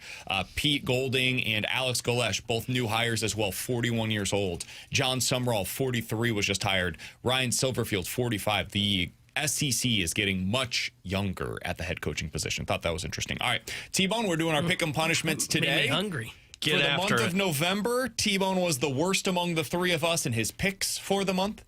I keep saying it. Every segment You were the today, he is eating another wing from Buffalo Wild Wings with the sauces getting progressively hotter and hotter throughout the day. The mayor of Melville said, I sure hope T-Bone lives alone because he's going to need that bathroom all to himself tonight. I do, thankfully. This is Asian Zing. One of my go-tos. I can't even talk. This is my personal favorite. I've heard this one's good. not too bad. This one, at least on the website, says the scope. Was he make a noise when you ate? He's struggling, man. I bumped into my microphone. At least you didn't. That one's good. Zing. That's a good one. It does have a little bit of kick to it, but it's more of a lingering. Yeah. Those are the spice best than when it you is linger. like the immediate. It's gonna really punch you in the mouth. That's when you get a little further along. Like the stuff we're getting to in the 1 o'clock hour, that'll punch you in the face. A little You're bit, about to T-Bone. really suffer the punch in about 15 minutes. Speaking of the 1 o'clock hour, Jeremy Rutherford joins us here in about 20 minutes on BK and Ferrario. We'll get to the junk drawer shortly. So the Cardinals, according to Katie Wu, might be able to trade Willson Contreras after all. He's more open to the idea of being moved than he was at the beginning of the offseason. I think he saw, oh, wait, so we're going to trade everybody? Like Donnie's leaving? Sonny's already gone. Arenado's out of here. JoJo Romero might be dealt as well. Wilson, what did you think when we told you everybody's getting traded? Yeah, I think he's coming to terms with the fact that maybe this isn't the place that he's going to do a whole lot of winning. T-Bone, that hitting you a little bit? You're sitting a little Yeah, now it's really getting to me. You're going to get those It chili lingers. pepper flakes on your tongue. So Contreras might be Zing. gone. The expectations are Arenado will be gone. Brendan Donovan is right now your third highest paid player for the 2026 season. It sure seems like he's going to be gone. Newt might also be gone. He's your fourth highest paid player. I think right now I would expect JoJo Romero to be traded. He's your fifth highest paid player at $4.2 million. So if all of that happens, Alec Burleson would be your highest paid player at $3 million. Way to go, Alec. Heading into next year. That would mean your pay, actually, honestly, your highest paid player will be Nolan Arenado is playing elsewhere because of the money that you're having to pay for him. And maybe like Sonny the Gray. How brutal. Well, yeah, isn't Sonny Your Gray's two up there highest too? paid players are probably going to be Arenado and Sonny Gray. Man, I wish you wouldn't have told us that. That's the one that hurts. So, I mean, your payroll's probably going to be around $75 million, maybe. And that's You're like, lower than the floor in the NHL. yeah, to We put need a that in cap. context, Wow. the Tampa Bay Rays are at 72 right now before making any additions this offseason. The Las Vegas, Sacramento, don't call me Oakland Athletics are at 71. The Minnesota Twins, who got rid of literally half of their roster at the deadline, are at $90 million right now. Alex, are the Cardinals going to sign other dudes to bring this thing back up? I mean, I kind of think you have to sign. What's going to happen? You got to get bodies in there. You're going to have to sign guys, so maybe you have to overpay to get them to do a one-year deal. But I don't think we're talking about this getting back up to $100,000 in the salary. I think we're talking about this being somewhere in the 80 to 85 range. And honestly, I'm fine with it. I mean, if this is a true rebuild that they've been talking about, then ship out the contracts that don't make sense for you, ship out the money, reset the books if that's where you're going with this, bring in the asset accumulation, and then when you're ready to start competing, now you can start throwing money to get back up towards where you've typically been. I know this is going to sting maybe for some Cardinals fans when you see that you're compared to the Pirates and the Tampa Bay Rays. Man, this is what it's about. You've got to ship out these guys that aren't going to make you competitive. And like the Willson one I get, it's a bat that at least keeps you in the conversation where it's not a 100-plus loss season. I think that's what's needed right now to go get competition for the minor leagues, go force internal competition for some younger guys to try and make the roster. And then from there, wait to start spending money rather than just divvying it out to guys that don't make sense. I hope they go after some relievers on one-year deals. And I'm not saying that to be good next year. I'm saying that to flip them at the deadline. Mm-hmm. Like, go out there and buy yourself a prospect. I do it for some starters as well. If you get a one-year deal and just flip them if they're good. Absolutely. I don't know who those guys are. Like, I personally really like the idea, and I know MLB.com had this put out there a little while ago. Like, Tyler Mahle to me is a perfect Cardinal. Put him as your number one starter. He can start on opening day of next year. He needs a prove-it year where he's just healthy for the entirety of the season. They've got a pretty good defense. Like, I don't think they're going to be a good team, but defensively, they should be pretty solid next year, the Cardinals should. So if you're a pitcher, Busch Stadium plays towards pitching. You've got a decent defense behind you. You're probably going to be dealt at the trade deadline. Include like a $1 million trade kicker, so that way you get the extra $1 million bonus by the time you get to the deadline. And then next year you go back to the market and you can hit free agency and get your big payday, not attached to the QO most likely. Cool. Sounds great. So I think that's the kind of move I would make in the rotation. Maybe that's 15, 20 million bucks for the year. And then just add like 2 or 3 different relievers that are going to make right around 10 and just buy yourself a few prospects. They basically did that with Sonny Gray. Do the same thing going toward the deadline. So I don't think you need to go out there and, get toward the top of the market signing one of these guys attached to the QO. The one guy that I was kind of interested in that regard was Dylan Cease, but now that he's gone, 7 years, $210, that was never going to be real for the Cardinals. I don't know that there's anybody available that I'm all that interested in. Just go get dudes that you think you can flip by the trade deadline. That's the way that I would spend this money. Yeah, that's what I would do as well. I think you go to that relief market, you go to the starter market, and I don't think you spend big. I never thought they were going to do that. I think you go to those one-year deals. I think you're right. I think you have to look to buy prospects if you're in the spot of the Cardinals. The only thing that I don't know about is if they're going to get the high enough reliever to do that. And what I mean by that is, like, I'm thinking the Pete Fairbankses, the Helsley on his deal that he got with Baltimore, Williams on the 3-year deal that he got. Like, those are the kind of arms that typically get that kind of a return. Once you start to dip past that, now those guys get like what Maton got, which is a fine prospect. Get Rich, when he got moved, like, those are fine prospects. It's not the elite level prospect like you saw when Chapman got dealt that ended up giving the Royals Reagans. That's true. But go find somebody. Yeah. I mean, I trust the developments or the system to identify those guys. That's the job. The job is to find the next flame-throwing arm that can get you a serious return at the deadline. Or, this is something else that I've been thinking about. I think the Cardinals have some of those dudes internally, and you just have to be open to trading them at the deadline. It's like, maybe you're not going to sign the guy that becomes the trade asset. Maybe you're signing the guy to insulate you from trading Riley O'Brien, or to insulate you from trading one of the other big, like Gordon Graceffo, or maybe it's Matt Swanson. Like, I know we right now believe these guys are going to be the next core of the bullpen. Man, I don't know if you can build a core of a bullpen. I don't think there is such a thing. It fluctuates so much year to year. If those guys are having a good season next year, I think the Cardinals should be prepared and open to trading any of them. So maybe that's what ends up being the case. You're signing these $10 million bullpen arms to just hey, I've got an arm here in the event that we trade our young guys by the time that we get to the deadline. So we don't have to call up a bunch of the other young players that we don't want to be here at the major league level by the time that we get to August. We're not ready for them just yet. So that's another way that you can go about this, is you're insulating yourself from the likelihood that you make some kind of a deal at this year's trade deadline. In 15 minutes, we'll get into our conversation with Jeremy Rutherford. Next, the junk drawer with Tanner Hendrickson serving his punishment here on BK and Ferrario.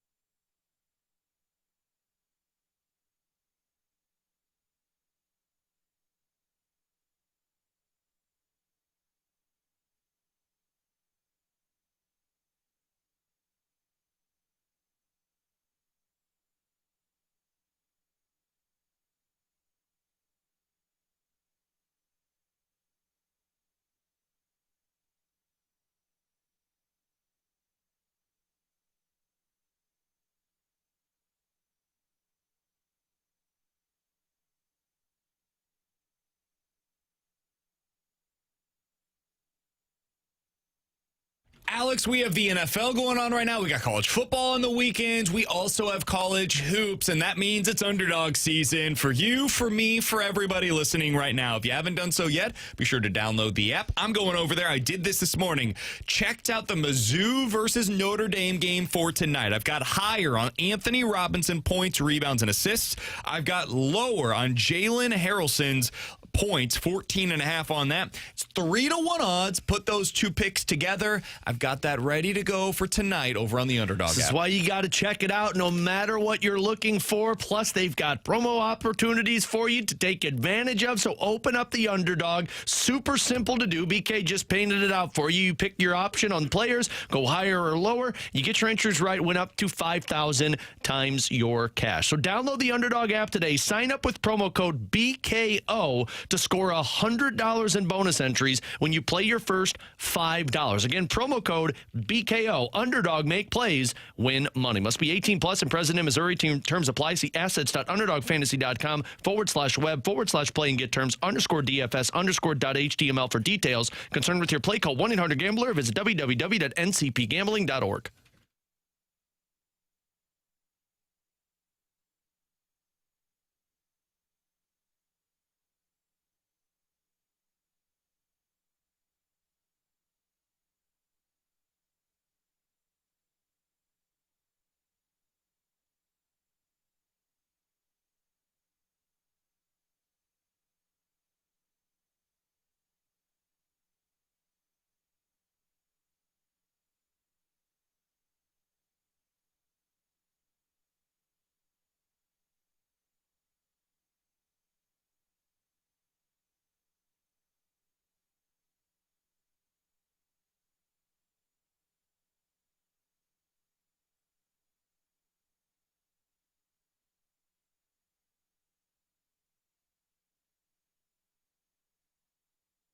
Jordan Binnington just spoke with the media a little bit ago. Alex, I think he handled it exactly the way we expected him to. Yeah. Said he was frustrated, said the game finds a way to keep you humble, added the following. It was a quick pull, obviously, 10 minutes or so. You prepare for a game. You're going in thinking you're going to play 60. And as an athlete, as a competitor, that's what I want to do. I felt good. It's unfortunate. They got 2 goals. That's hockey. That's the game. Always finds a way to keep you humble. It's all part of it. Whether we won or lost yesterday, I'm coming in and doing the same thing today. He then continued from there. It was just my instinct to show that displeasure. I wasn't happy. That's who I am as a person. I'm sure in the big picture, people would respect that. I respect the fire when people want to be out there and want to play. At the same time, he's the coach. He makes the decisions. I totally respect that too. Said him and Jim Montgomery are totally fine. They had heat of a moment move. It is what it is. Yep. Handled it well. Yep. Monty handled it last night. Said, listen, the guy's fiery. It's all good. Today, Jordan Binnington handles it. We can move on from there. Again, I think if Binnington, and I'm not blaming him for what he did, I get it. If Binnington would have just sat back on the bench, even if he would have barked at Jim Montgomery and sat on the bench, nobody would be talking about it. I think it was because he never came back in the first period, which is very uncommon for Jordan Binnington. But again, I see no problem in that. The guy had to break a couple of sticks, punch a couple of walls, and not break his hand before he came back out there. He's a gamer. He's a competitor. It's the reason the Blues won the Stanley Cup back in 2019. I am totally on board with it. Plus, I like the fire that Jim Montgomery showed. I love the fact that the camera pans to him and he said, you got to be bleeping kidding me. Hofer, get up and go. He's not going to allow it. He even said in the postgame, there were times this season that I wish I would have pulled the goalie sooner. So he's not going to make that same regret. It was a 1-goal game. I appreciate Binnington stood up there, and I think they handled it well. Yeah, I've had my frustrations with him in the past. I did not have frustrations with Binnington last night. I just don't care. He showed some fire. He was frustrated. I think he was as frustrated with himself as he was with the fact that he was pulled. So that's where things stand. All right. Let's get into our junk drawer segment today, which is T-Bone serving his pick'em punishment. Oh, it's already dipped. It's the Thai curry sauce. Alex, this is not one that I personally prefer from D-Dubs. I dislike Thai food. This is not one of my favorites. I love Thai food. This is just not a sauce that plays for me. It is pretty spicy, This is 125,000 Scoville level. So, like, I can tell it's going to get worse. For reference, Carolina Reaper is 2.2 mil on the Scoville. This is 125,000. Wow. Yeah. Yeah, we're getting to the good part now. T-Bone's punishment will continue to progressively get harder and harder over the next hour. You can watch us over on YouTube at youtube.com/101 ESPN STL. Oh, yeah. Jeremy Rutherford joining us here in about 5 minutes or so. T-Bone, how'd that one go? That one's hot. Are the lips tingling yet? Like, can you still feel the lips? Lips feel good, the tongue's burning. Yeah, see, my problem when I do hot food like that is it gets on the lips and I get chapped lips. Oh, I don't get the hiccups. Yeah. I get chapped lips, and I'm typically like just putting my lips in ice water. I feel fine with my lips. It is my tongue that feels like it is scalding right now. The problem is, like you mentioned, you're getting those little bits of wings in there, some of the pepper flakes probably, and you ain't getting those out till you floss later it's getting tonight. Hard to talk. This is brutal. This is why we did that. Everyone was like, "Oh, this isn't a punishment." And maybe it wasn't early on, but the early ones are just to keep building it up. You add layers and layers and layers. And now they're starting to linger. Yeah, too. That's all the tough of them part. build up. Like I think Buffalo was the first one we did, right? Mm-hmm. That one was like, oh wow, okay. There's that little punch. It's got a little bit of taste to it, and then it was gone. Now it is. I'm still tasting curry, and really starting to feel it. I'm just enjoying the spicy garlic over here. It's getting hot in here. What do we have left? Take off all your clothes. Yeah. What are the next 4? We've got hot is next, then mango habanero, wild, and then blazing to wrap it up. We need to make sure we give ourselves a good 12 minutes in that last segment. Oh, yeah. I got to let this one's the his clock management. No way. Yeah, we need to backtrack. We're gonna go quick on all the others. Well, we are back on clock right now. I need 12 minutes. Jeremy of Rutherford is going to join us. It's 1:02. Your time check brought to you by Clarkson Jewelers, an officially licensed Rolex jeweler. JR joins us next to hop in with the punishment and to give us some insight on what he heard today from Jordan Binnington. We'll talk to JR next year on 101 ESPN.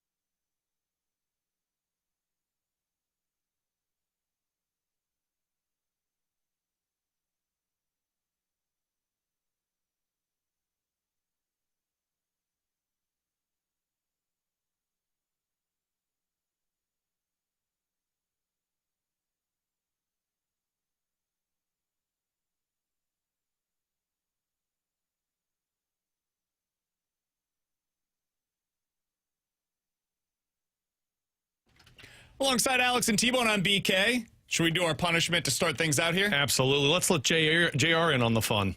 Jeremy Rutherford, our Blues insider for The Athletic, joining us here in just a moment via the Callier and Thompson hotline. He was out at Blues Skate today where Jordan Binnington addressed the media on what took place last night. But first, we will get to Tanner, who is serving his pick'em punishment. Every month we do this. Whoever has the fewest points over the course of the month will be punished here on BK and Ferrario. This month it is Tanner. You can watch us on YouTube, youtube.com/101ESPN STL. You need to watch because now we're getting to the good stuff. In the 1 o'clock hour, I think it's going to be a little tougher. T-Bone, what's our sauce for this segment? This is hot. Okay, so Hot sauce. let me see where hot is on the I think it's the Scoville. 4th hottest one or something like that. So T-Bone is going to have a wing smells every spicy. segment for the final hour. This one is the hot sauce. Oh, yeah, this one. Oh, God.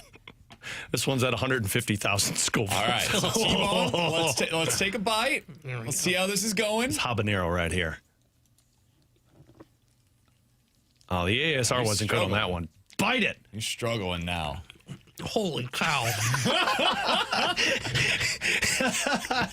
All right, now T-Bone's feeling this a little bit more. Yeah, buddy. He's going to start getting red. Yeah. Oh, that one is hot. Literally. That's exactly what it's called. It's called All right, hot. JR, how you doing today, man? Doing better than T-Bone. Oh, gosh. Well, I think he's doing mostly fine right now. It's going to be the next 24 hours where this is a real problem. You'd hate to be his toilet by the later on this evening. Yeah, when I answered the phone, he said he was eating wings. I said, the one time I don't come in the studio. And then he tells me it's part of the Pick'em Challenge and told me he's getting ready to eat the hot one. I said, okay, well, I'll pass on Jared, that. we got 25 of them. Say, Don't have no blazing sauce. with me. This is the first one that I can smell from my side. Oh, see, I could smell Asian Zing when he opened it. I could get a little bit of a whiff of it. And COVID ruined my smell, and then I've got Which is cold, and it's just surprising. a lot. Okay, come on.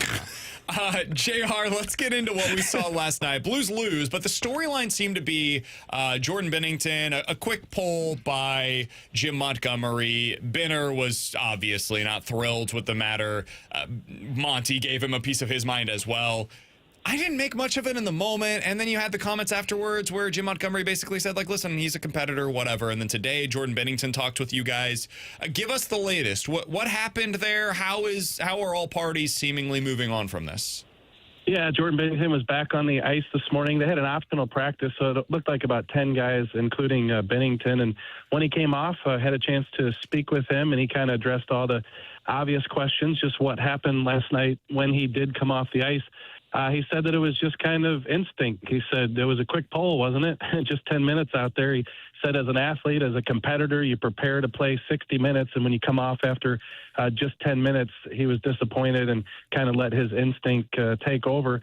He was asked about those 2 goals. A lot of people talking about the goals last night. He said the first one, he didn't get a chance to talk to Cam Fowler yet. He didn't know if it went off his stick, but he felt like there was some traffic in front of him, and he didn't pick it up until it was too late. And then on the second Anaheim goal, guys, he said that it looked like the shooter had a lot of open room and was able to get the shot past him. So not necessarily, falling on the sword with those 2 goals, but just kind of addressing them from his perspective. And he did say that he was glad to have the chat with Jim Montgomery after the first period, and they moved on and everything is good. And he just wants to get back to building his game and get back on the ice maybe Thursday. And, JR, I think the bigger storyline in that hockey game was the Blues' inability to put the puck in the net again. I think that they've scored the 5th fewest goals per game in the National Hockey League so far this season. You had multiple scoring chances at 5-on-5 that the Blues missed the open net. Power play goes 0 for 6.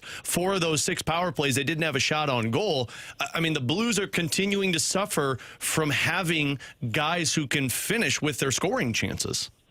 Yeah, that was definitely the story last night. It really was. Obviously, you have to write about the Binnington-Montgomery situation because that's what everybody was talking about. But I got to tell you that there are probably a lot of forwards that were thankful that happened with the goaltender getting pulled because it covered up a lot of what didn't happen offensively last night. Yeah, and bigger picture, what are you, 9 out of 10 games or so with 2 goals or fewer? And last night, to me, was the most glaring. Like every time you looked up, there was a Blues forward right there in front of the net, open chance to score, and just either fumbling it, not getting it off, shooting high, shooting wide, grade A chance after grade A chance, in a game that was just 2-1 at that point, and none of them could bury it. So the offense continues to struggle.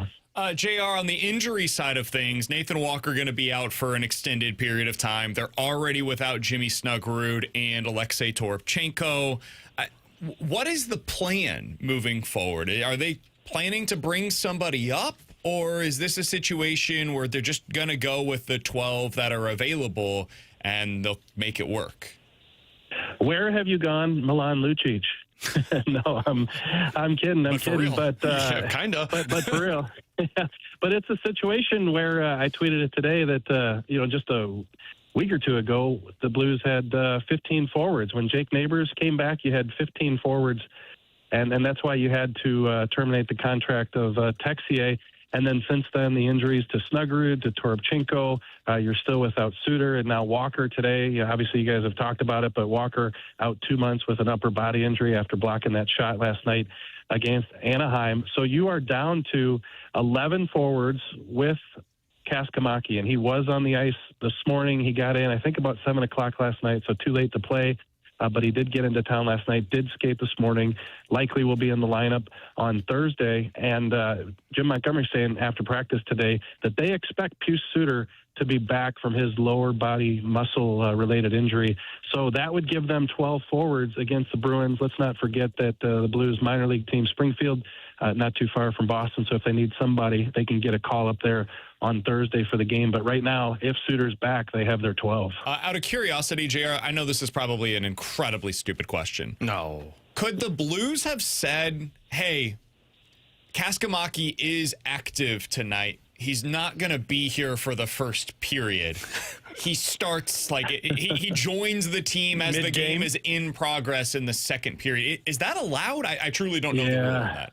No, I don't. I'd have to, as far as I know, the lineup would have to be turned in, 10 minutes before the game. In terms of putting his name on a roster and trying to get him into the game mid-game, I've never dealt with that, so I got to be honest, I don't have the answer for you. I could try to get that for you. It's okay. It's really not important. They could just say he's using the bathroom and he'll be out once the first period gets underway. He just had some rough Tyler Tucker airplane played, food. 3 minutes last night? So it's not all that dissimilar from a guy could have playing also in the first and then not playing the rest of the game. Could have put Kaskamaki's jersey on Tucker and then just switched through. Two more questions real quick, Jer, that I have. First off, you mentioned kind of tongue-in-cheek Milan Lucic.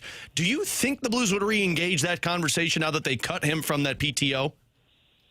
I don't think so. My reaction would be that there's a reason they didn't sign him. And, by all accounts, the people I talked to said he looked 37 years old. And, coming back from his injury and, not really doing much with that playing time in Springfield, I think that decision was made to cut bait. And even if they were short and down to 11 and weren't getting Suter back, I don't think that's something that they're interested in. I think at that point, the call-up would just go to another player in Springfield. And then finally, I know they made that minor league move today, Alexandrov getting traded to the Kings for Akil Thomas. Anything that you were told today about him? Anything that you know about this type of player? No, just a minor league deal. The one thing is that you look at the salary. Thomas is on a 2-year one-way deal, so he's actually going to get paid that $775 to play in Springfield. So the Blues are taking on, I think, about $400,000 more than they were with Alexandrov. But neither player doing much for their organization, as far as I see it. Without hearing what Doug Armstrong had to say about it, it sounds like just a change of scenery. Probably. No real future for either one of them in their respective organizations, so they just made that deal. According to the text line, Jamie Rivers has told a story, because of course, about how he apparently came into a game in the middle of the game after traveling. So, okay. I don't know if that's still the case. That was 20-some-odd years ago. The bathroom excuse always works. He had some airplane food that was a little faulty before he got here. He needed it. He'll be back out here shortly. So it sounds like at least at one point it was available. That was longer than 25 years ago. Yeah, well, that's true. Touche. I'll let you say that one, too. All right, JR. Appreciate the time as always, man. Yep. You enjoy the rest of your day. We'll talk with you again next week, man.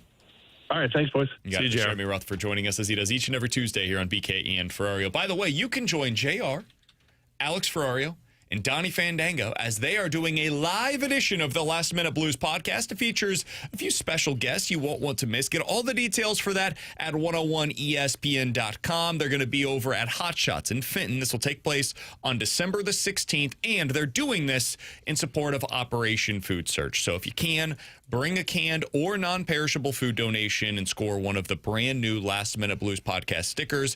All of that available information-wise at 101ESPN.com.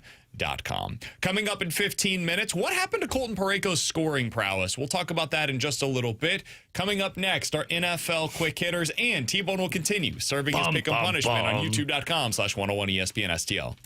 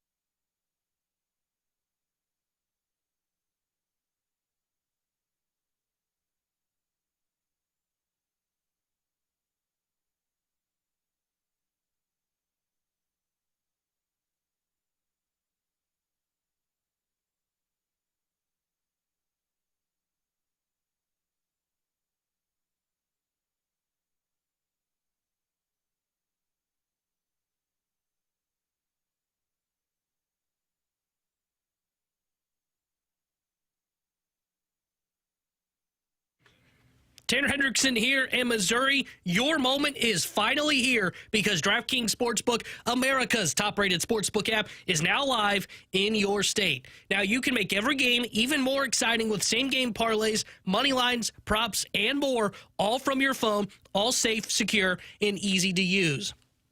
And right now, new Missouri customers can bet just $5 and get $300 in bonus bets instantly. No waiting, no nonsense, just pure action powered by America's top-rated sportsbook app. So join me in getting in on the action. I got in the action last night with a Blues parlay. I'll be getting in the action tonight. I'm going to be taking Missouri on the money line against Notre Dame in their basketball matchup at plus 100. So download that DraftKings Sportsbook app and use my code Tanner. That's code Tanner as new Missouri customers bet $5 and get $300 in bonus bets instantly. That's code Tanner. The crown is yours. In partnership with DraftKings Sportsbook, gambling problem, call 1-800-GAMBLER, 21 plus, physically present in Missouri. Eligibility and restrictions apply. Terms at DraftKings.com/sportsbook. Bonus bets expire 7 days after issuance. For additional terms and responsible gambling resources, see sportsbook.draftkings.com/promos.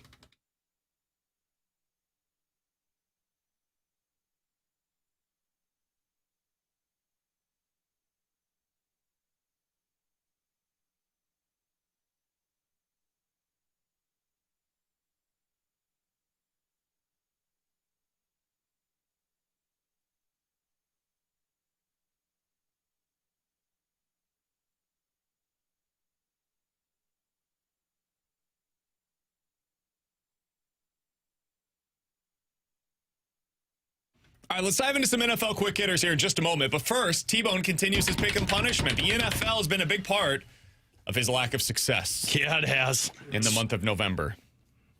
True. T-Bone, our next wing for you. Go ahead and turn on that microphone over T-Bone's there, going through a really rough place right now. Just had to do a live read. All that sauce sitting in his mouth. Your next sauce is mango habanero. This is where it gets really good. It's one of my favorites, personally. 3 left. But you've got to know, like, I've got my run later on today. I can't eat this before I go on a run. Well, yeah, you Otherwise, burning. it ends horrible. It's not your legs that are burning. 350,000 on the Scoville meter for a habanero. And T-Bone's feeling it. I can tell. There's a different vibe around T-Bone Alex right said now. like 2 segments ago, "Are your lips on fire yet?" And I said, "No, it's more my tongue." That last one. I don't even know what you asked JR. I couldn't even save the cut. I got to go back and listen to it. T-Bone was pacing like a caged lion in that JR segment, and you could tell he was trying to bait life for a couple of seconds. All right, T-Bone. So youtube.com/101ESPN is where people can go if you want to check out T-Bone as he's paying off his pick'em punishment for today. We've got, 3 left? 3 left, 2 after this one. 2 after this one. Wild and blazing. Yeah. All right, here we go. Mango habanero. Let's see. Cheers, Let's see. boys. There's a good amount on that one. you like Get in that? there. That's my favorite. This is my go-to, dude. Get all that sauce in there. Oh, man, he that's went on his lips. sideways Did you on see it that was on his one. lips, Yeah. too? That's why it's burning. Yeah, this is a good one. Oh, yeah. All right, this is the mango habanero. Not reacting to It's it, so it got a must good be. spice to it. It's also got some... Does it get a little barbecue? Barbecuing? No. Some It's just kind of sweetness. Well, I guess the fruity, mango. sweetness Yeah, that makes from sense. the mango. Where we But at? This is one that, like, the longer it's on your lips and the longer that it's in your mouth, the more it takes over. Hey, there's milk in the break room if you want to go buy a little Nah, dude. Just container water. of it. Wow. Yeah. Yeah, buddy. Woo! Oh, yeah, that one. That puts the hair on your chest. God, I'm so glad I didn't get this one. Wow, he is right. My lips are on fire. Yeah, buddy. Whoa. You're not going to make it in blazing. Add something. Somebody on the text line, 618, said, who made these wings out of curiosity? We got all of this from Buffalo Wild Wings. B-dubs. They are our friends. They have done a fantastic job in providing this for us. What a great friend they are. Yeah, they're making sure they're taking care of our boy T-Bone. Little peek behind the curtain. We told them our idea. The individual in charge over at Buffalo Wild Wings responded 2-3 minutes later, said, "Oh my gosh, I'm in, LOL." So, Oh my gosh, I'm on fire. I don't think you finished that one, though. yeah, you need to lick the top of that sauce Yeah, off. there's still some sauce Get on in that there. wing. There we go. Yeah. There we go. What are we That's doing? a little better. Are we just dancing around this punishment, or are we taking Let's it take like you a behind man? the curtain. T-Bone, like 2 segments ago, was like, man, I'll just do 2 wings for the last blazing one. Yeah. This is before we got to the last few sauces. Yeah. I mean, you don't want to promise something that you're unwilling No, to. he already said it. Finger off the chest piece. T-Bone 3 blazing wings. Yes. All right, let's dive into some NFL quick hitters. Let's let T-Bone answer on all of them first. But you got to ask a question first. Last night, He gets angry when he gets hot wings. we watched a football game. Did we? Are the New England Patriots the best team in the AFC? Right now, yes. In the playoffs, I don't know. I think so. I think I'm going to put money on them to go win the AFC. I don't know what the odds are, but I can check. I would think that they got to be number 1, if not close. Drake May. The only thing that makes me hesitant to say it, outside of the sauce in my mouth, is swallow. Is that you can't speak. is the fact that I don't know what he looks like in the playoffs. We've seen this before where quarterbacks play well in the regular season. Patriots are the favorite right now. The more I talk, the worse it gets. Yep. Wow, the Patriots are plus 420, Broncos at plus 470, Bills at plus 480, Colts at 7-1, Ravens at 7-1, Chiefs at 9-1, Texans at 11-1. I would take Texans at 11 Texans to at 1. 11-1 feel like the best bet here. I'm not telling you they're going to do it, but that to me feels like the best bet on the board. Yeah, the only reason I hesitate on the Patriots is because I don't know what Drake May's going to do when he gets there. We've seen before, like Lamar did this. Lamar was very good in his first year as a quarterback, and we've seen it. He can't perform when he gets to the playoffs. So I don't know what he looks like. I said this yesterday before that game happened, and I still believe it. I think they are the most complete team in the AFC. I think if I were to put money on it right now, in terms of like confidence, I'd put Bills probably my number 1 bet. I actually would go Texans before the Patriots. Can I give you my hesitation?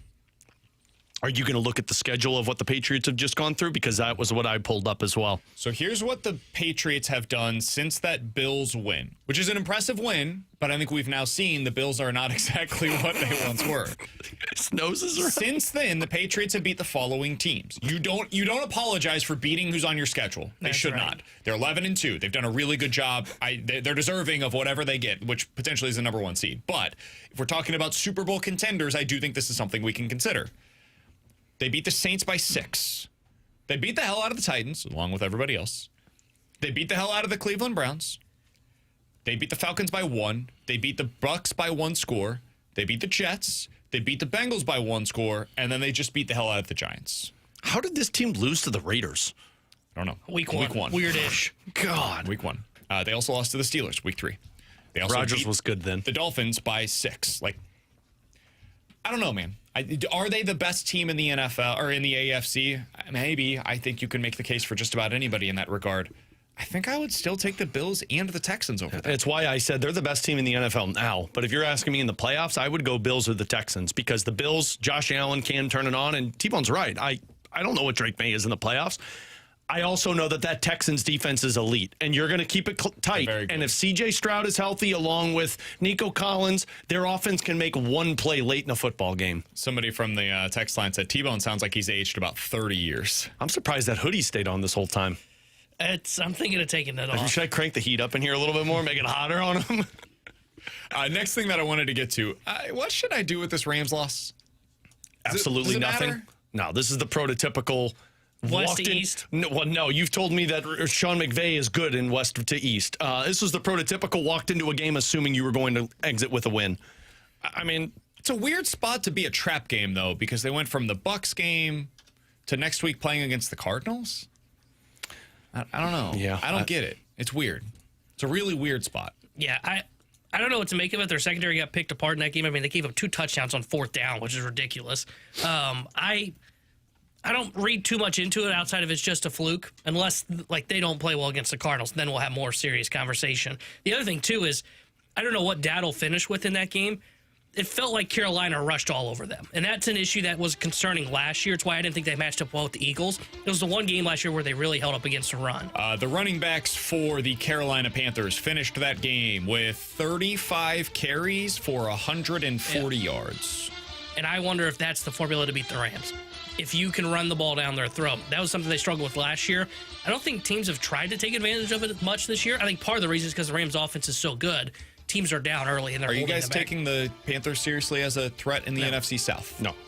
Absolutely. Oh, in the NFC South, yes. Yeah, and not Playoff as a field, legitimate contender for the Super Bowl or anything, but they're a half game back right now of the Bucs for the first place spot in the division. I'm still not. Bucs are getting healthier. They just got Bucky Irving back this last one. It sounds like Evans is going to start practicing this week.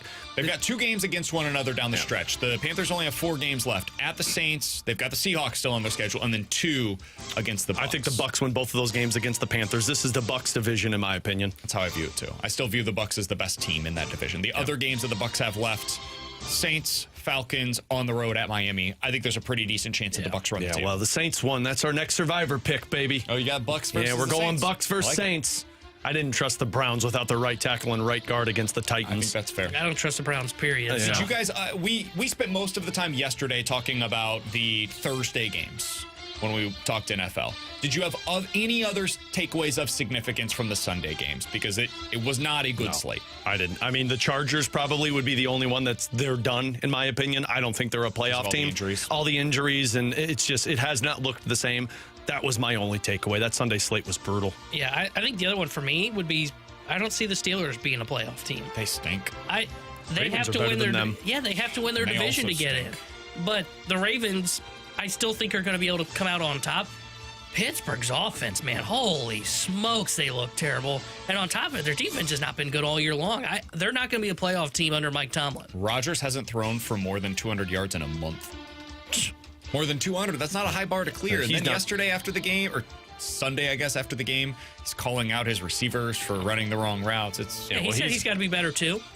Yeah, okay. He's not good, which means also DK Metcalf's not good. And when you don't have DK Metcalf, your offense is nothing. Tough part for the for the Ravens. They do have a game remaining on the road at the Bengals. They also have a game against the Patriots and against the Packers on the road. They've got 2 head-to-head against Pittsburgh as well. So it's not an easy schedule for the Ravens. This division's ultimately going to come down to those 2 games between the Steelers and the Ravens. One of those is this upcoming Sunday at noon. Winner of that game's very much in the driver's seat to win the AFC North. I think the Ravens are a little better. I think both of those teams stink. That entire division is so bad, man. It's so bad. I think the Bengals just were too far back But if they had one fewer loss on their resume, I might pick them to win that division at this point. All right, alongside Alex and T-Bone, I'm BK. Each week, the Fastlane and the Riz Show come together for the Pick'em Challenge, but sometimes they just come together, hang out, watch some football. The Fastlane won this week. I was #1 in the Pick'em Challenge this week, Alex. You can join CD and Ray from the Riz Show this Thursday from 6:30 to 8:30 at Hot Shots and Fenton. Come on out, watch Thursday Night Football.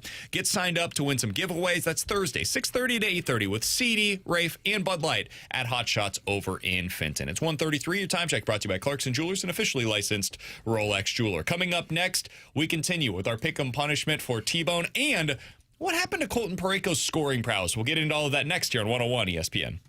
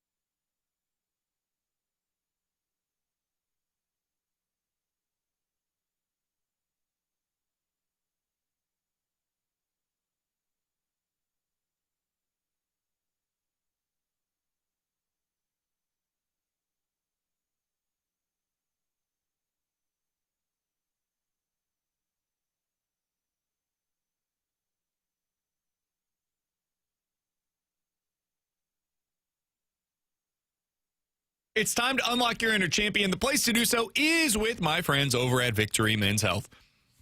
They've done this for me. They can do it for you as well at Victory Men's Health. They'll help you unlock your inner champion. For me, that meant going in there and finding out where all of my micronutrient levels were. I went in, sat down, they take the blood draw, they find out where I'm at on all of my levels, and then they've been able to put together a specified plan for me.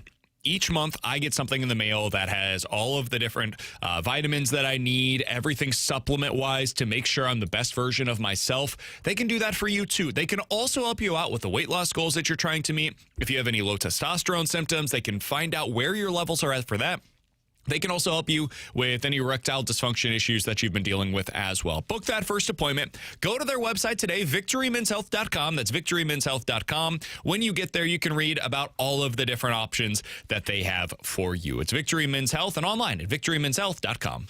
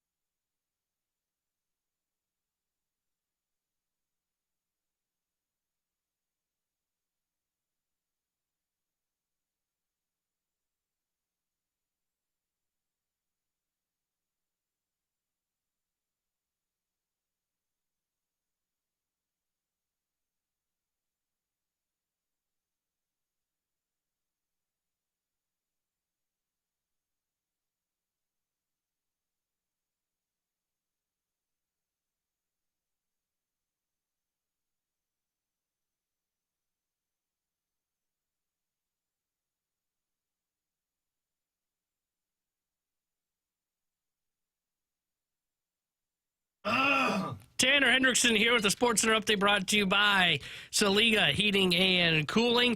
Blues fell to the Ducks last night 4-1. They'll be back in action on Thursday when they visit the Boston Bruins. We'll have pregame coverage on Thursday starting at 5 o'clock with Alex Ferrario. Puck drop at 6 o'clock, Chris Kerber and Joey Vitale. The Sports Center update is brought to you by Saliga Heating and Cooling, a Daikin heating and air conditioning dealer.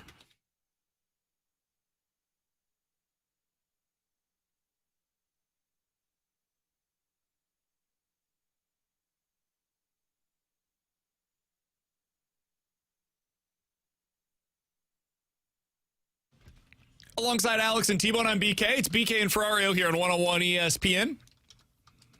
Andrew Marsh this Sunday from noon to 2 is going to be at Horseshoe St. Louis. Caesars Sportsbook is now live in Missouri, and you can download the only sportsbook app with Caesars rewards, and start betting like a Caesar, including an exclusive offer for new users, plus a chance to win an epic trip to Las Vegas for the big game. Check it out in person. Hang out with Andrew Marsh this Sunday from noon to 2 at the Horseshoe in St. Louis. It's located at 999 North 2nd Street in downtown St. Louis. Get all the details at 101ESPN.com. Must be 21 or older. Hold on. And physically present in Missouri. Gambling problem? Call 1-800-GAMBLER. Are you eating wings over there? The hell's wrong with you? The cold is kicking my ass right now. This guy's over here eating 100,000 Scoville levels, and you're over here saying I got too much water in my mouth. I've struggled in back-to-back reads. First my live read, and then this read for Andrew Marsh. I swear, if you guys get me sick with so many hockey games coming up soon. I'm sorry.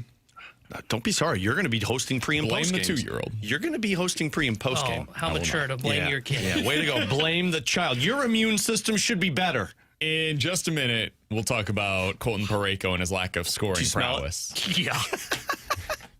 This one's 120. Did I say 120? I said 125 on the Scoville meter. Yeah. You're about to take a 200 jump in the next segment. For those just tuning in, youtube.com/101ESPN STL is where you can go to hang out with us, as T-Bone is serving his pick and punishment today. He needs friends right now. He is about to go through You guys aren't that. his second to last chicken wing for the day. This is the wild sauce from Buffalo Wild Wings. T-Bone, how you feeling? I'm nervous about this one. This one's hot. I told you the last one I really like, but it's pretty spicy. This one is just hot. Oh. It's just hot, man. All right, let's get this over with.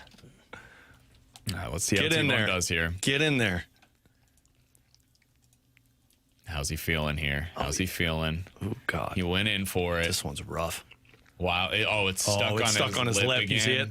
Yep. Get all that rest of that. Don't look at me when you do that. Just get the damn sauce off the wing. All right, he continues the long here. Oh man, let that simmer. This one's a spicy one, and it's like especially on the lips.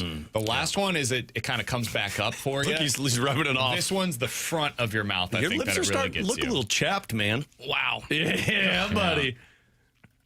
That's worse than the last one. Well, yeah. Oh yeah. Yeah. What do you think the next one's gonna be? I will tell you. Watch your mouth. Don't touch it with your hands now. Rub your eyes. Because starting with the next one, if you do Give me some baby wipes. touch your mouth and then like your eyes, it'll be a problem. Do you hear him breathing? In fact, we should probably get some rubber gloves for you for the next one. No, I think he needs to rub his eyes. It'll be good. It'll be good. How you feeling, buddy? That one is hot. Yeah. Holy cow. Yeah. Would you say it's wild? I would. I would even have a song for it.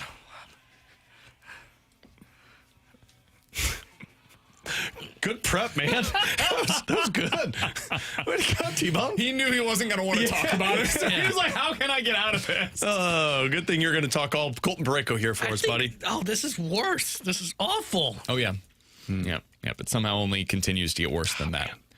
Alex, did you know that Colton Parayko hasn't scored a goal this year? I did. Why?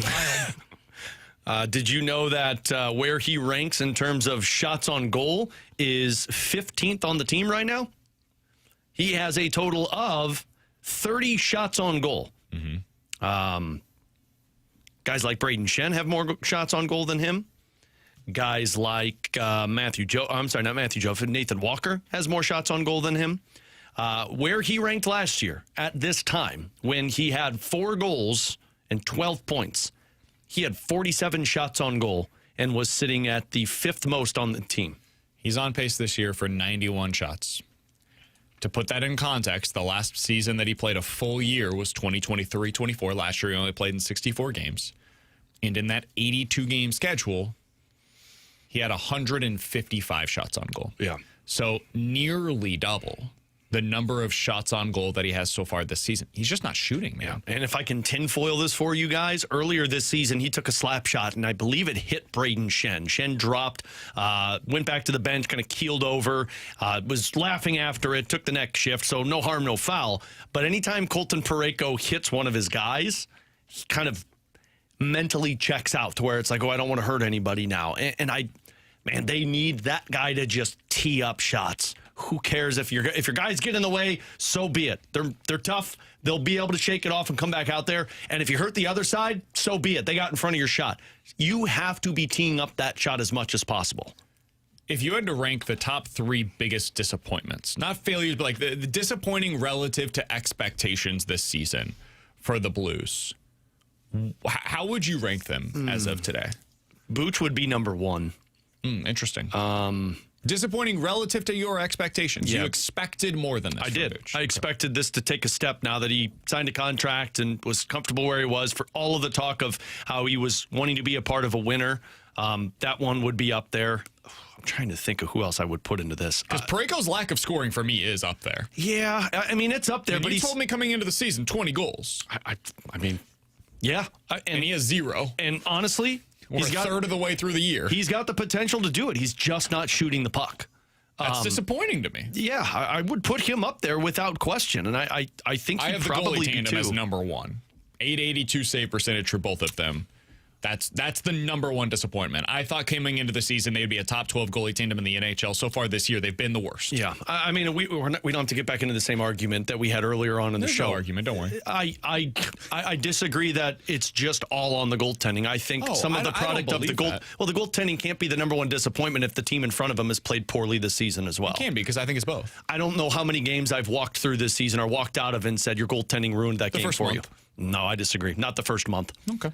But they're up there. I think you probably listed the top 3, and you can order them any way you want. But Pavel Buchnevich, Colton Parayko, and the goaltending has probably been your biggest disappointments. I think it's fair to put Cam Fowler into that as well for what he did last year, and I didn't expect him to carry it over. But, I mean, he just scored his first goal a couple of games ago. Is that 11 points, though? Like, he's on pace for 40-some-odd points this year. It's hard to be too disappointed with. That's what he's been for his entire NHL career. I think the outlier was what he was in the second half last year. Yeah. That's why I wouldn't have signed him to that extension. Yeah. Well, and I mean, it was likely to get worse, not better. And the hard part about that extension was you signed it because you assumed he would be playing that top pair minutes for you, and he's still playing a decent amount. But Broberg has unseated him at that spot, and now they're playing him with Logan Mailloux, which is part of the reason that plus minus has been there. Yeah, the reason I don't consider it to be such a disappointment, Alex, like you look at his goals by year: 5-9, 5-9, 10, 5-9. I think 5 to 10 is kind of what you expect, and this year I could still see him getting to 5 this year.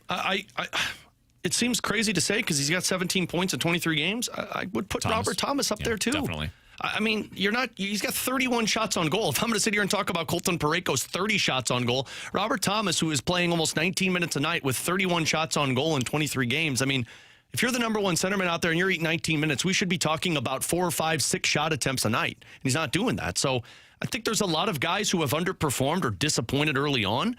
But yeah, I think it's fair to say those 3 that we listed off there. You ready, T-Bone? Yeah. Who's your disappointment, T-Bone? Goalie tandem, number 1. Yeah. Booch, number 2. You can't get under my skin anymore, man, because you're about to eat blazing wings on the other side. It's pretty easy to get under your skin. No, not Coming anymore. up This is the next. best. This is like Christmas for me. YouTube.com/101 ESPN STL. T-Bone will pay off his final punishment of the day. You got to eat blazing in wings. our Pick'em Challenge with the blazing wings from Buffalo Wild Wings. We do that next here on 101 ESPN.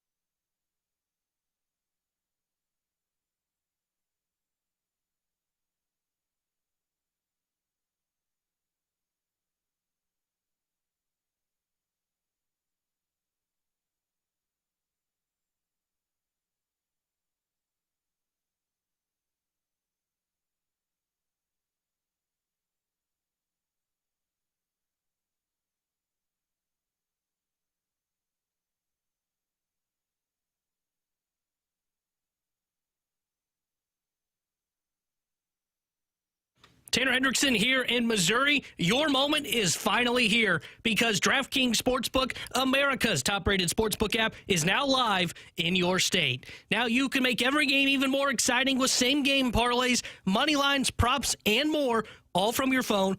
All safe, secure, and easy to use. And right now, new Missouri customers can bet just $5 and get $300 in bonus bets instantly. No waiting, no nonsense, just pure action powered by America's top-rated sportsbook app. So join me in getting in on the action. I was in on the action last night with the Blues parlay. Tonight, I'm going to be taking Missouri on the money line at plus 100 in their matchup against Notre Dame.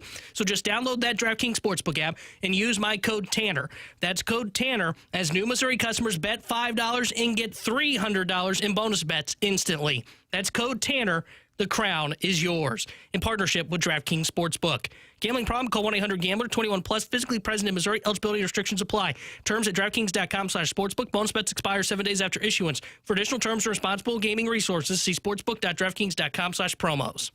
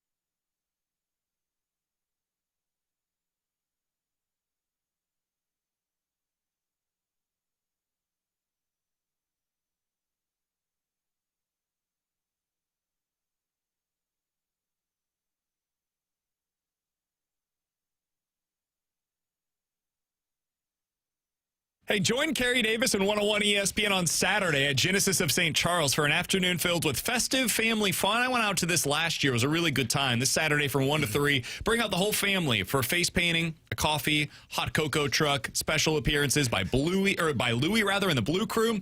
You can even grab a photo with Louie and his Santa hats. Carrie will have your chance to win 101 ESPN prizes. It's all Saturday from 1 to 3 at Genesis of St. Charles. Details at 101ESPN.com. Do you smell that? Oh, yeah. Dude, it's like, it's killing me right now. For the fast lane because they've got to deal with this for the next hour or so as they get the smell out of here. Open up the window and let it air out, right? If you guys have missed anything from today's show, you can check it out on the podcast page, 101ESPN.com, and the free 101 ESPN app. You can also see it all over on YouTube at youtube.com/101ESPN-STL. T-Bone has been paying off his pick'em punishment today from segment 1 up until where we're at right now, which is the final segment of the day, with T-Bone eating his blazing wings here in just a moment. Wings right here. 101 ESPN app is sponsored by Shave. 101 ESPN app is sponsored by Dobbs Tire and Auto Centers. The 101 ESPN Well, you set me up on that one, man. is sponsored by Hey, for Door Company. Come on, man. You set me up there. Not you. I apologize. All right, T-Bone. Let's finish out the show with your final wing of the day. I'm actually nervous for you, man. This is blazing. I said this earlier today. I like hot stuff. It does nothing for me. It's just hot for the sake of being hot. It is like if you thought Wild was hot, T-Bone. This is triple it. This is 350,000 on the Scoville meter. That's great. Yeah, it's ridiculous. This is California Reaper close to it. Good. All right. Well, as John Bon Jovi would say. All right. Here we go. Oh, he's shaking. He was shaking on that one. Oh, God, you see it dripping? Oh, boy. T-Bone. This is tough, man. T-Bone. The wings are tough, too, now. That is hot. Yeah, it's rough. You got another bite. He's got 2 more wings. Yeah. Oh, my. He's got what? He's got 2 wings. Put 3 wings in there. You put 3 wings in there? He said he's going to go blazing? Yeah. I don't know why T-Bone's doing His this. face is going to be on fire. Forget his mouth. Look at Kerry Davis. He's going to throw up. Oh, it's on his face. Man. Are you okay? Oh, my God. Oh, this is going to be bad, man. T-Bone, I don't think you're going to be able to do the podcast today, man. Oh, be careful, dude. Oh, my God. How you feeling? I feel it burning on its way down. Yeah, Where just wait. Where do you feel it come out? It's going to get worse. Oh, my God bless you. gosh. Holy cow. Nobody challenged you to that, man. We just said 1. Scale of 1 to 10. Oh, I see a tear coming down. And you see how his forehead has gotten red. You got one more? No, I took a bite out of 3. Oh, my God. Yeah, I'm not going to make him finish those wings. God, I can smell it. Did fire come out? No, but your face is like Holy red. cow. Your face is deep red. Oh. I would say go buy some milk, man. Gator said tan versus food. And food won. Holy cow. Oh, God. I took a sniff of man. it before we went on the air. You got some stuck in the corner. Oh, do I? He can't feel it because his face is...